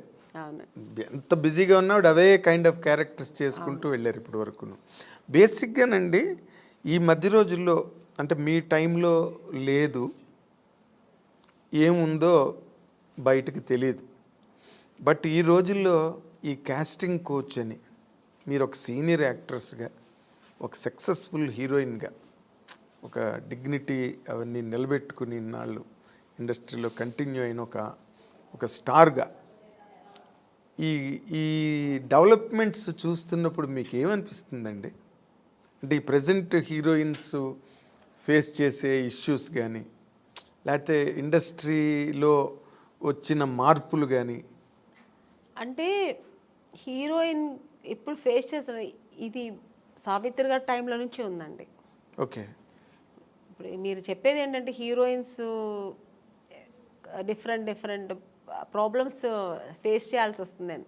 ఆ ప్రాబ్లమ్స్ హీరోస్కి లేదు, హీరోయిన్స్కి మాత్రమే ఉంది. అదే కదా చెప్తారు మీరు. అవును. అది ఇప్పుడు కాదండి, అప్పుడు ఉన్న హీరోయిన్స్ దగ్గర నుంచి ఉంది. కాకపోతే అప్పుడు సోషల్ మీడియా, ఈ పబ్లిసిటీ ఇవన్నీ లేదు కాబట్టి తెలీదు. ఇప్పుడు అన్ని చిన్న విషయం కూడా ఇప్పుడు ఎలకపోయిందంటే పూలే పోయిందని ఇప్పుడు అంత ఎక్స్ప్లోర్ చేస్తున్నారు. చిన్న విషయాన్ని ఏమీ లేకుండా దాన్ని ఒక పెద్ద ఇష్యూలాగా చూపిస్తున్నారు. అంతే తప్ప ఎప్పుడు లేదండి ప్రాబ్లమ్స్ హీరోయిన్స్కి ఉంటూనే ఉంది. కానీ మనం చూస్ చేసుకోవాలి. హీరోయిన్స్గా అందరూ కష్టపడే వస్తారండి. ఎవరు వచ్చిన వెంటనే హీరోయిన్ ఎవ్వరు అవ్వలేరు. అంటే చేసిన ఆ హీరోయిన్స్ వాళ్ళకే తెలుసు. ఎవరికైనా ఆ వెనకాల ఒక కథ ఉంటుంది, వాళ్ళకి వాళ్ళ బ్యాక్గ్రౌండ్ ఉంటుంది, వాళ్ళు ఏం కష్టపడ్డారు, ఎలా వచ్చారనేది ఉంటుంది. కానీ ఇప్పుడు మనం చూస్ చేసుకోవాలి. రెండు ఉంటుంది, మంచి ఉంటుంది, చెడు ఉంటుంది. మీరు ఏ ప్రొఫెషనల్ తీసుకోండి, ఏ జాబ్లో తీసుకోండి, మీకు ఉంటుంది మంచి చెడు. దాన్ని మనం తీసుకునే రీతి, మనం తీసుకోవాల్సిన ఇది మంచి ఇలా వెళ్ళాలి అనేది మన చేతుల్లో ఉంది అంతే. చెడు ఉందని తెలిసిన తర్వాత మనం ఎందుకు వెళ్తామండి కదా. మీరు ఎప్పుడు అట్లాంటి ఎవరు మీ జనరేషన్ చెప్పాను కదా, ఫేస్ చేశాను నేను కూడా. తెలుగు మనం తమిళ్లో చాలా ఫేస్ చేశాను నేను కూడా. అవునండి. ఇప్పుడు పెద్ద పెద్ద డైరెక్టర్స్, పెద్ద పెద్ద కంపెనీల్లో లేదు అలాంటి నాకు తెలిసి. కొన్ని కొత్త కంపెనీస్ వస్తాయి, కొత్త వాళ్ళు వస్తారు, సడన్గా ఆఫీస్ వేసుకుని హీరో. మనకేం తెలుసు వాళ్ళు కొత్త ఏదో హీరోయిన్స్ ఛాన్స్ అంట, మనం వెళ్తాము. పిలుస్తారు, మేనేజర్ పిలుస్తారు, వెళ్తాం. ఓకే అండి, 2 పీసెస్ వేయాలండి, మీకు ఇక్కడ స్ట్రెచ్ మార్క్ లా ఉంటుంది కదా, అలా ఏమైనా ఉందంటే, నాకెళ్ళి ఎందుకు ఉంటుందండి స్ట్రెచ్ మార్క్, నాకు లేదండి అంట. లేదు, ఒకసారి చూపిస్తే బాగుంటుంది. ఎలా చూపిస్తారండి? పక్కన ఇప్పుడు ఒక మదరు, మా బ్రదరు ఉంటారు, వాళ్ళ ముందు ఇది చూపించండి, ఎలా ఇలాంటివి జరుగుతాయండి. అది ఎలా చూపిస్తారు? అది వాళ్ళు అర్థం చేసుకుంటా కావాలని చేస్తారా, లేదు పర్టికులర్గా దీనికోసమే ఆఫీస్ వేసుకొని కూర్చుంటారా, మనకు తెలియదు. అప్పుడు అర్థమైపోతుంది వీళ్ళు సినిమా తీస్తారా లేదు దీనికోసం వచ్చారా. మనకు ఎక్స్పీరియన్స్ కదా. ఇప్పుడు ఒక 4-5 కంపెనీ వెళ్తే ఇప్పుడు అక్కడ ఎలా జరిగింది. ఇప్పుడు ఒక పెద్ద కంపెనీకి వెళ్తే వాళ్ళు ఏం అడుగుతారు, కొంచెం డ్యాన్స్ చేసి చూపించమ్మా, ఒక యాక్టింగ్ చూపించు, ఎమోషనల్గా చేయి. ఇప్పుడు ఒక హీరోయిన్తో మాట్లాడాలి, ఈ డైలాగ్ ఇస్తారు, ఇది ఎలా మాట్లాడతావు, ఇలా అడుగుతారు. అది మనకు సినిమాకు సంబంధించింది మాత్రమే వాళ్ళు అడుగుతారు.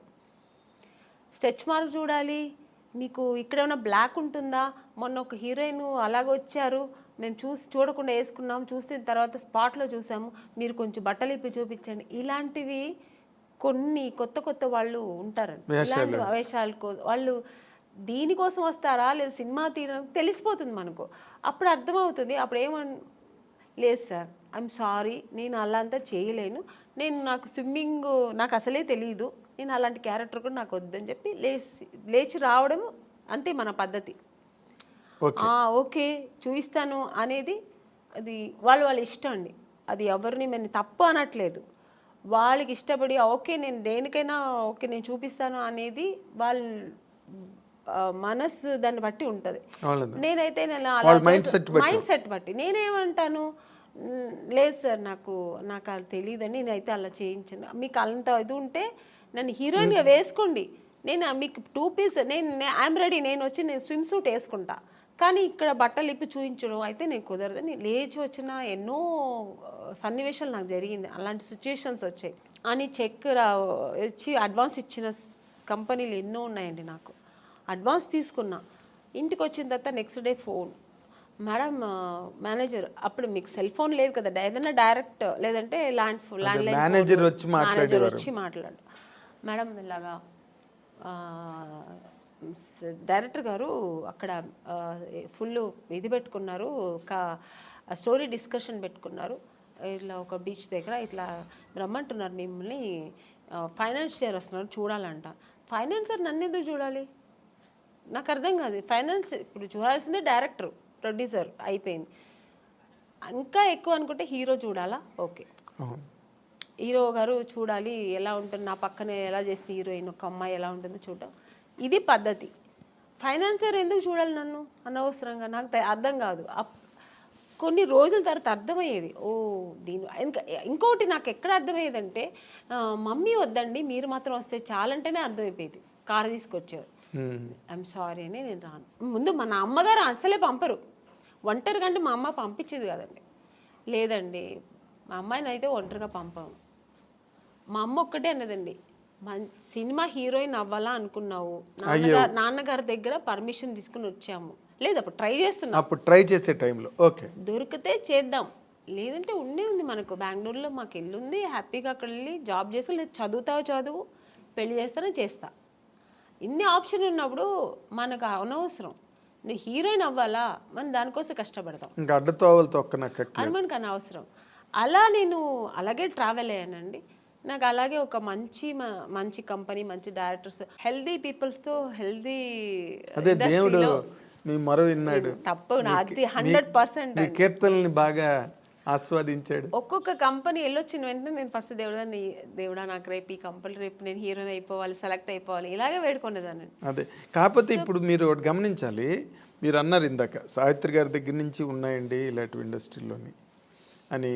కాకపోతే ఇప్పుడు సోషల్ మీడియా రావడం వల్ల, కానీ హీరోయిన్లే పోలీస్ కంప్లైంట్లు ఇచ్చి కొంతమంది బాంబే నుంచి వచ్చిన వాళ్ళు, లేకపోతే ఏదో మొత్తానికి అలాంటివన్నీ జరగడం, అవన్నీ యూట్యూబ్లో వాళ్ళు వచ్చి వీడియోలు రిలీజ్ చేయడం, ఒక రకమైన డిస్టర్బెన్స్ అన్నది కొన్ని అన్ని చోట్ల అని కాదు, ఇన్ని సినిమాలు వస్తున్నాయి ఎక్కడ జరగవు కానీ, బట్ జరిగినవి మాత్రం చెప్తున్నాను కదండి, ఇండస్ట్రీ పరువు తీయడానికినే వచ్చిన వాళ్ళు అయితే ఇది జరగదండి.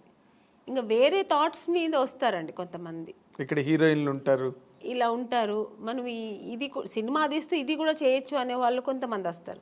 అక్కడ ఇలాంటి తప్పులు జరుగుతాయి. ఓన్లీ సినిమాని నమ్ముకొని సినిమాని లవ్ చేసి ఒక సినిమా మనకు ఇండస్ట్రీలో ఈ ప్యాషన్తో వచ్చేవాళ్ళు, కళాకారులుగా వచ్చేవాళ్ళు ఎప్పుడు ఈ తప్పులు అక్కడ ఈ తప్పులు జరగదండి.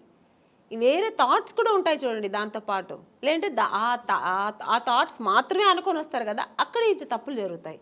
సో అక్కడ కొంతమందికి ఇలా జరుగుతాయి. అవును. తర్వాత మీటూ అనేది కూడా, అలాగే ఆడవాళ్ళు కూడా అండి, ఏ హీరోయిన్ కూడా మనం ఇలా అయిపోవాలి, చెడుగానే ఉండాలి, చెడు దారి తొక్కాలని ఎవ్వరు రారండి. అందరూ ఒక డ్రీమ్తో వస్తారు. ఏ అమ్మాయి అయినా సరే నేను ఒక హీరోయిన్ అవ్వాలి, ఎవరికి ఆశ అందరికీ సొంతం కదండి. నేను కూడా శ్రీదేవి గారి లాగా కావాలి, నేను కూడా ఒక నగ్మా గారి లాగా కావాలి, నేను కూడా ఒక విజయశాంతి గారు లాగా నేను కూడా ఈ సినిమా ఇండస్ట్రీలో అవ్వాలని అనుకోవడం తప్పలేదు. అందరూ ఆశతోనే వస్తారు కదా. సక్సెస్ అయ్యేది కొంతమంది, సక్సెస్ అవ్వకుండా వెనక్కి తిరిగిపోవడం కొంతమంది. ఆ టైంలో కొంతమంది ఇలా జరిగితే దానికి పాప వాళ్ళు ఏం చేస్తారండి, నమ్మకం, ఒకవేళ మనం హీరోయిన్ అయిపోతామేమో అని ఒక నమ్మకంతో కొన్ని తప్పులు జరిగిపోవచ్చేమో, నాకు తెలీదు మరి. అలాంటప్పుడు కొంచెం ఇలా వాళ్ళు లైఫ్లో ఇలా మిస్ అవుతుంటాయి. అవును, మీటూ అనేది కూడా చాలా పెద్ద మూమెంట్. తమిళ్లో రేవతి గారు వాళ్ళందరూ కూడా దాన్ని, జయసూద్ గారు ఇక్కడ, ఆ మీటూ అనేది కూడా చాలా పెద్ద రేంజ్లోనే జరిగింది. దానిలో మీరు పార్టిసిపేట్ చేశారు? లేదండి, నేను చెప్పాను, నాకు మా ఇంట్లో నా సమస్యలు ఎక్కువ ఉంటాయి, ప్రాబ్లమ్స్. ఇప్పుడు చాలా మీ ఇల్లే ఒక ఇండస్ట్రీ, నా ఇల్లే ఒక ఇండస్ట్రీ, అదొక మినీ ఇండస్ట్రీలా ఉంటుంది.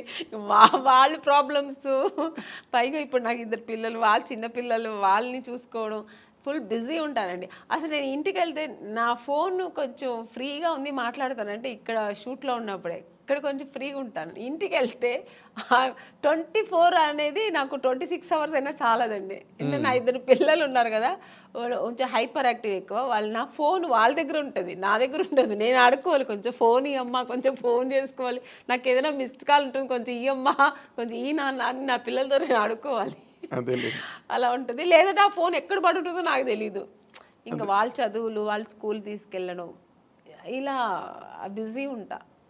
ఇప్పుడు నార్మల్గా మీలాంటి మైండ్ సెట్ ఉన్న వాళ్ళకి ఇన్ జనరల్గా, సరే కొంతమంది మైండ్ సెట్స్ మనిషికి రకమైన మైండ్ సెట్ ఉంటుంది. ఇప్పుడు అంతా మీరు ఒక సింగిల్ హ్యాండ్ ఫైట్ లాగా మీ లైఫ్ కదా. కదా, అవునండి. అప్పుడేమో పెళ్ళికి ముందు అన్ని బాధ్యతలు మీ మీద వేసుకుని అన్ని ఇంట్లో ఫాదరు మదరు మీరే అయ్యి అన్నీ చేశారు. ఇప్పుడు మళ్ళీ ఫాదరు మదరే అయ్యారు మీ పిల్లలకి అవునండి కదా. సింగిల్ హ్యాండ్ ఫైట్ ఇప్పుడు మళ్ళీ.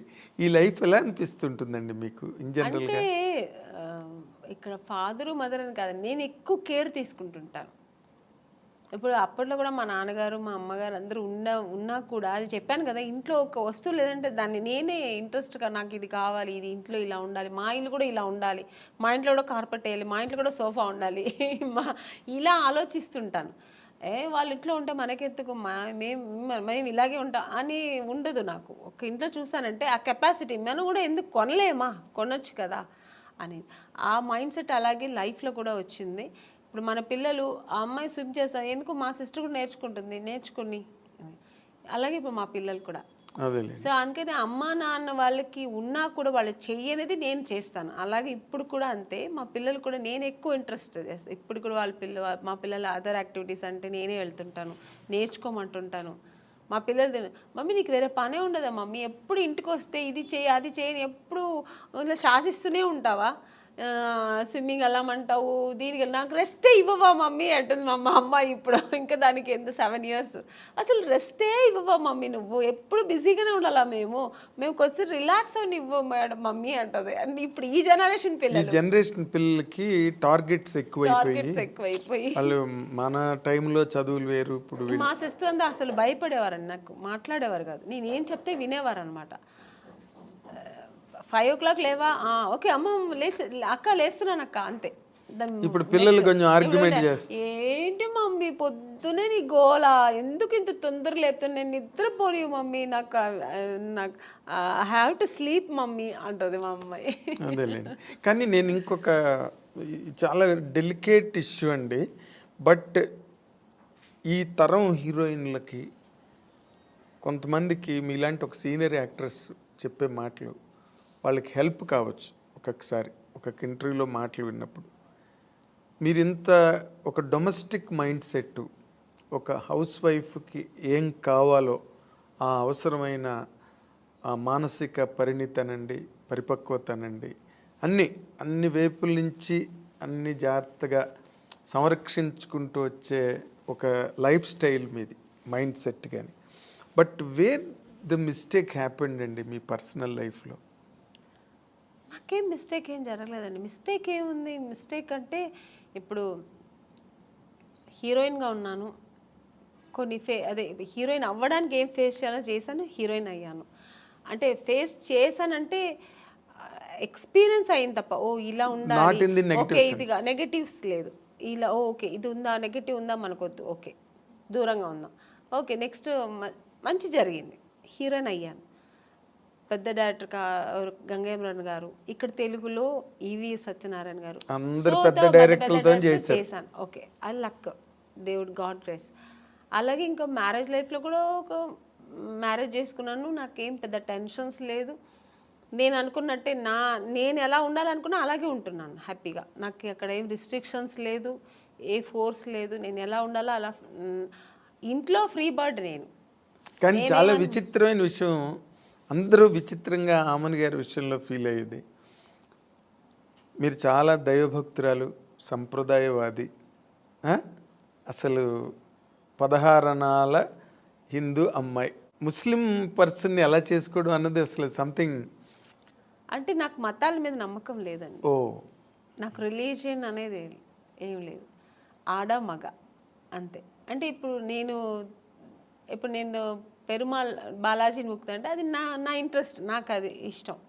అందుకని అల్లా ముక్తున్న తప్ప నేను అనట్లేదు, జీసస్ ముక్త తప్ప అనట్లేదు. జీసస్ నాకు ఇష్టమైతే నేను ఇప్పుడు నాకు కూర్చున్నప్పుడు చర్చికి వెళ్ళాలి అనిపిస్తే వెళ్తాను. అలాగా నాకు చర్చికి వెళ్ళే వాళ్ళు చాలా మంది అలాగే నాకు ఫ్రెండ్స్ కోసం కూడా రిలీజియన్ మతాల మీద పెద్ద ఇదేం లేదు నాకు. సో అందుకని నాకు ఆ ప్రాబ్లమ్స్ లేదు. కానీ నాకు ఇష్టం పూజలు చేయడం, ధ్యానం చేయడం, మంత్రాలు చదవడం, ఇవి నాకు ఇంట్రెస్ట్, అది నేను చేసుకుంటా. అందుకని వేరే వాళ్ళ మీద నువ్వు ఇలాగే చేయాలి, ఇదే నమ్మండి, ఇది చేయండి అని నేను ఎవరిని ఫోర్స్ చేయను. వాళ్ళు చేస్తున్నది కూడా నేను తప్పని నేను అన్నాను. అదే రుద్దరు మీ అభిప్రాయం ఎదుటి వాళ్ళు ఎదుటి వాళ్ళ మీద రుద్దను. వాళ్ళు చేస్తున్న అంటే మీ మదర్ వైపు నుంచి కానీ ఎప్పుడు అపోజిషన్ రాలేదా? నాకు ఏది ఇష్టమో ఎవరు నన్ను ఎప్పుడు ఏమనలేదండి. ఓ గ్రేట్. మా అమ్మగారు ఒక్కటే, నువ్వు ఎవరైనా పెళ్లి చేసుకో, ఎలాగైనా చేసుకో, ఎలా అయినా ఉండు, సినిమా ఇండస్ట్రీని వదలద్దు. ఎందుకంటే అమ్మ నేను ఎంత కష్టపడ్డానో నాతో పాటు అమ్మ కష్టపడింది. అవును. ఎక్కడా కూడా అమ్మ నన్ను కష్టపడనివ్వకుండా ఆవిడ కష్టాలు అనుభవించినా నన్ను హీరోయిన్ చేసింది. అలాంటి ఒక ఇండస్ట్రీని హీరోయిన్ అవ్వడానికి నువ్వు ఎన్ని కష్టాలు పడ్డావు, అలాంటి ఒక ఇండస్ట్రీని వదలొద్దు. నువ్వు ఇష్టపడి వచ్చావు, ఆ కళామ తల్లి నిన్ను అనుకుని నీకు ఇచ్చింది, ఆ కళామ లైఫ్ లాంగ్ కొనసాగించు. ఇప్పటికీ మీ మదర్ మీతోనే నాతోనే ఉన్నారు. ఇప్పటికీ మీరు ఇంటికి ఎప్పుడైనా సడన్గా వెళ్తే కూడా నేను చెప్పలేదు, ఎప్పుడు సడన్గా వెళ్తే మా అమ్మ ఒక టీవీ ఉంటుందండి ఎప్పుడు ఆవిడ ఇప్పుడు రిలాక్స్ అయిపోయింది కదా, ఎప్పుడు ఆ టీవీలో ఆమెని సినిమా, ఆమెని ఇంటర్వ్యూ, ఆమెని సాంగ్స్ ఇదే పోతుంటుంది అంతే. ఆవిడ అది నేను అంటే నీకేమైనా పిచ్చి పట్టిందమ్మా, ఎప్పుడు నాదే చూస్తున్నా, అసలు నాకు విని నాకు విసిగెత్తింది, వేరే ఏదైనా పెట్టమ్మా అంటే అలా అమ్మ చాలా ఇష్టపడుతుంది, ఆ ఫీల్డ్ని ఇష్టపడుతుంది. నేను చేయడం అనేది ఆవిడకి అంతకంటే ఇష్టం. సో అందుకని నన్ను ఎప్పుడు అమ్మ అనేది, నేను షూటింగ్ వెళ్తానంటే నాకంటే ఎక్కువ సంతోషపడేది మా అమ్మాయి. ఇప్పటికీ అంటే మీరు ఈ షూటింగ్ వెళ్తున్నావమ్మా, ఓకే ఓకే అంటారు. అదే ఆనందం, బికాజ్ మీరు పడ్డ కష్టానికి దొరికింది అంత సక్సెస్ దొరికింది. ఆ సక్సెస్ ఇప్పుడు అలాగే ఉండాలి, ఆ ఇండస్ట్రీని వదలొద్దు అంటుంది అమ్మ. ఎగ్జాక్ట్లీ. అంటే ఇప్పుడు మీరు ముస్లిం పర్సన్ చేసుకున్న కారణంగా ముస్లిం మతం తీసుకోవడం అలాంటివి ఏం చేయలేదా మీరు? ఏమీ లేదండి. నేను ఎలా మైసెల్ఫ్ నేను ఎలా ఉన్నాను అలాగే ఉన్నాను, అలాగే ఉంటూ ఉంటాను. నాకు ఏది అలాంటి ఒక ప్రాబ్లమ్స్ ఏమీ లేదు, ఎప్పుడు లేదు, ఇప్పుడు లేదు, ఎప్పుడు లేదు. ఎందుకంటే చాలా మంది వెంటనే ముస్లిం మతం తీసుకుని, అంటే ముస్లిం అని కదా ఏ మతం వాళ్ళని చేసుకుంటే, నేను అలా ఉంటే అసలు నాకు అలాంటి కాంట్రవర్సీ నాకు ఫస్ట్ ఆఫ్ ఆల్ నచ్చదు. ఇలా ఉంటేనే అలాగా ఫోర్స్ అసలే నచ్చదు నాకు. ఓకే. నాకు ఎప్పుడు నాకని కొన్ని ఎథిక్స్, కొన్ని ఫ్రీడమ్స్ ఉంటాయి. అది ఏ విషయంలో అయినా, ఇది ఒక మ్యారేజ్ అనే కాదండి, పిల్లల విషయంలో కూడా అంతే. ఇప్పుడు నేను పూజ చేస్తున్నా అంటే నన్ను డిస్టర్బ్ చేయకూడదు 1 hour, నా పిల్లలైనా సరే. నేను నెమ్మదిగా నేను అనుకున్న పూజ నేను జరిపించేయాలి, అలా అనుకుంటాను, అది నాకు జరగాలంతే. సో ఇప్పుడు ఈ ఇంత లాంగ్ స్ట్రెచ్ ఆఫ్ లైఫ్, అవతల కెరీరు, ఫ్యామిలీ లైఫ్, ఇవన్నీ కూడా ఇప్పుడు ఒకవేళ ఫ్యామిలీ లైఫ్లో ఏదైనా వచ్చిన డిస్టర్బెన్సెస్ని కూడా మీరు అన్నిటినీ ఓవర్కమ్ చేసే మెంటల్గా బాగా సెట్ అయి ఉన్నారండి, లేకపోతే స్టిల్ యూ ఫీల్ ఫస్ట్? ఏమీ లేదు, నాకు అసలు ఏ ప్రాబ్లమ్స్ లేదు మెంటలీగా కానీ, నాకు అసలు ఆ మానసిక ప్రాబ్లం ఏమీ లేదండి. హ్యాపీగా ఉన్నా, ఐఎమ్ వెరీ హ్యాపీ. నాకు మెయిన్ ఫస్ట్ నాకు ఇండస్ట్రీ అండి, నేను ఇష్టపడి వచ్చిన ఇండస్ట్రీ. సో అది హెల్తీగా నాకు ఇప్పటి వరకు నేను వెళ్తున్నా జర్నీ. సెకండ్ నా పిల్లలు, నా ప్రపంచం ఇదే, నా ప్రొఫెషనల్, నా పిల్లలు, ఇది నా ప్రపంచం. దీని తర్వాత ఏదైనా ఆలోచిస్తాను, దీని తర్వాత సెకండరీ, ఇంటికి సెకండరీ. నేను ఇక్కడ వస్తే నా ప్రొఫెషనల్ ఓన్లీ, నీ ఫోకస్ దీంట్లోనే ఉంటుంది. ప్యాకప్ అంటే నెక్స్ట్ ఫ్లైట్ ఏది ఉంటే వెళ్ళిపోతుంటా ఇంటికి, ఎందుకంటే నా పిల్లలు వెయిటింగ్ అక్కడ, ఎందుకంటే వాళ్ళు చాలా మిస్ అవుతుంటా. సో జయసుద్ గారు కూడా 6 రోజులే ఎట్ ఏ స్ట్రెచ్ షూటింగ్ చేసి మళ్ళీ 3 days బ్రేక్ తీసుకున్నారు. నేను బ్రేక్ తీసుకోనండి, నాకు బ్రేక్ వస్తుంది. ఇప్పుడు వచ్చింది అనుకోండి, ఇప్పుడు 3 days బ్రేక్ వస్తుంది, వెళ్ళిపోతా. ఫస్ట్ నా పిల్లలు వాళ్ళు నా కోసం వెయిట్ చేస్తాను, మమ్మీ మమ్మీ అని ఎప్పుడు ఫోన్లో, ఎప్పుడు వస్తావు మమ్మీ, ఎప్పుడు వస్తా, ఆ పిలుపుకు వెళ్ళిపోయి ఫస్ట్ ఇంకా వాళ్ళతో ఎన్ని టెన్షన్స్ ఉన్నా వాళ్ళతో వెళ్తే మొత్తం నేను ఇంకా అక్కడ మర్చిపోతాను అన్నీ. వాళ్ళ టెన్షన్స్, వాళ్ళని స్కూల్కి తీసుకెళ్ళడం, మార్నింగ్ వాళ్ళు రెడీ చేయడం, వాళ్ళని స్కూల్ నుంచి తీసుకురావడం, వాళ్ళకి ఏది మంచి కావాలి చెడు కావాలి వండి పెట్టడం, వాళ్ళని బయట తీసుకెళ్ళడం, ఇంకా వాళ్ళ విషయంలో బిజీ ఉంటాను అన్నమాట. చిరంజీవి గారితో చెయ్యాలనుకుని చేయలేపారు లైఫ్లో. ఇప్పుడు చిరంజీవి గారు అబ్బాయి రామ్ చరణ్ అసలు ఇంటర్నేషనల్ గ్లోబల్ స్టార్. అవునండి. రామ్ చరణ్తో చేసే అవకాశం ఏమైనా ఉందా మీరు? ఇప్పుడు లేదు, వస్తే మాత్రం చేస్తానండి హ్యాపీగా. అదే రామ్ చరణ్ తర్వాత ఇప్పుడు ఈ younger generation heroes junior NTR గారు కానీ, మహేష్ బాబు కానీ, అవకాశాలు ఏమైనా వచ్చాయా మీకు ఇప్పటి వరకు? మహేష్ బాబు గారు సినిమా చేశాను రీసెంట్గా, ఇంకెవరితో చేయ అవకాశం రాలే, వస్తే మాత్రం హ్యాపీగా చేస్తానండి, చాలా సంతోషంగా చేస్తాను. వాళ్ళు బాగా మీకు ఇష్టమైన హీరో ఎవరండి యంగర్ జనరేషన్లో? అందరూ ఇష్టమే. ఆ, ఎక్కువ అనుకుంటే నాకు జూనియర్ ఎన్టీఆర్ గారు అంటే చాలా ఇష్టం. అవునా? ఆయన సినిమాలు బాగా చూస్తుంటా ఇప్పట్లో. అంటే ఎందుకు? అంటే ఆయన కూడా బాగా డాన్స్ ఎనర్జెటిక్గా బాగా చేస్తారు. అంటే అందరూ చెయ్యరని చెప్పట్లేదు. ఇప్పుడు రామ్ చరణ్ గారు కానీ మన మహేష్ బాబు గారు అందరూ ఇష్టమే. కానీ ఆయన సినిమాలు ఏదో కొంచెం ఎక్కువ మాస్ ఎక్కువ ఉంటుంది కొంచెం.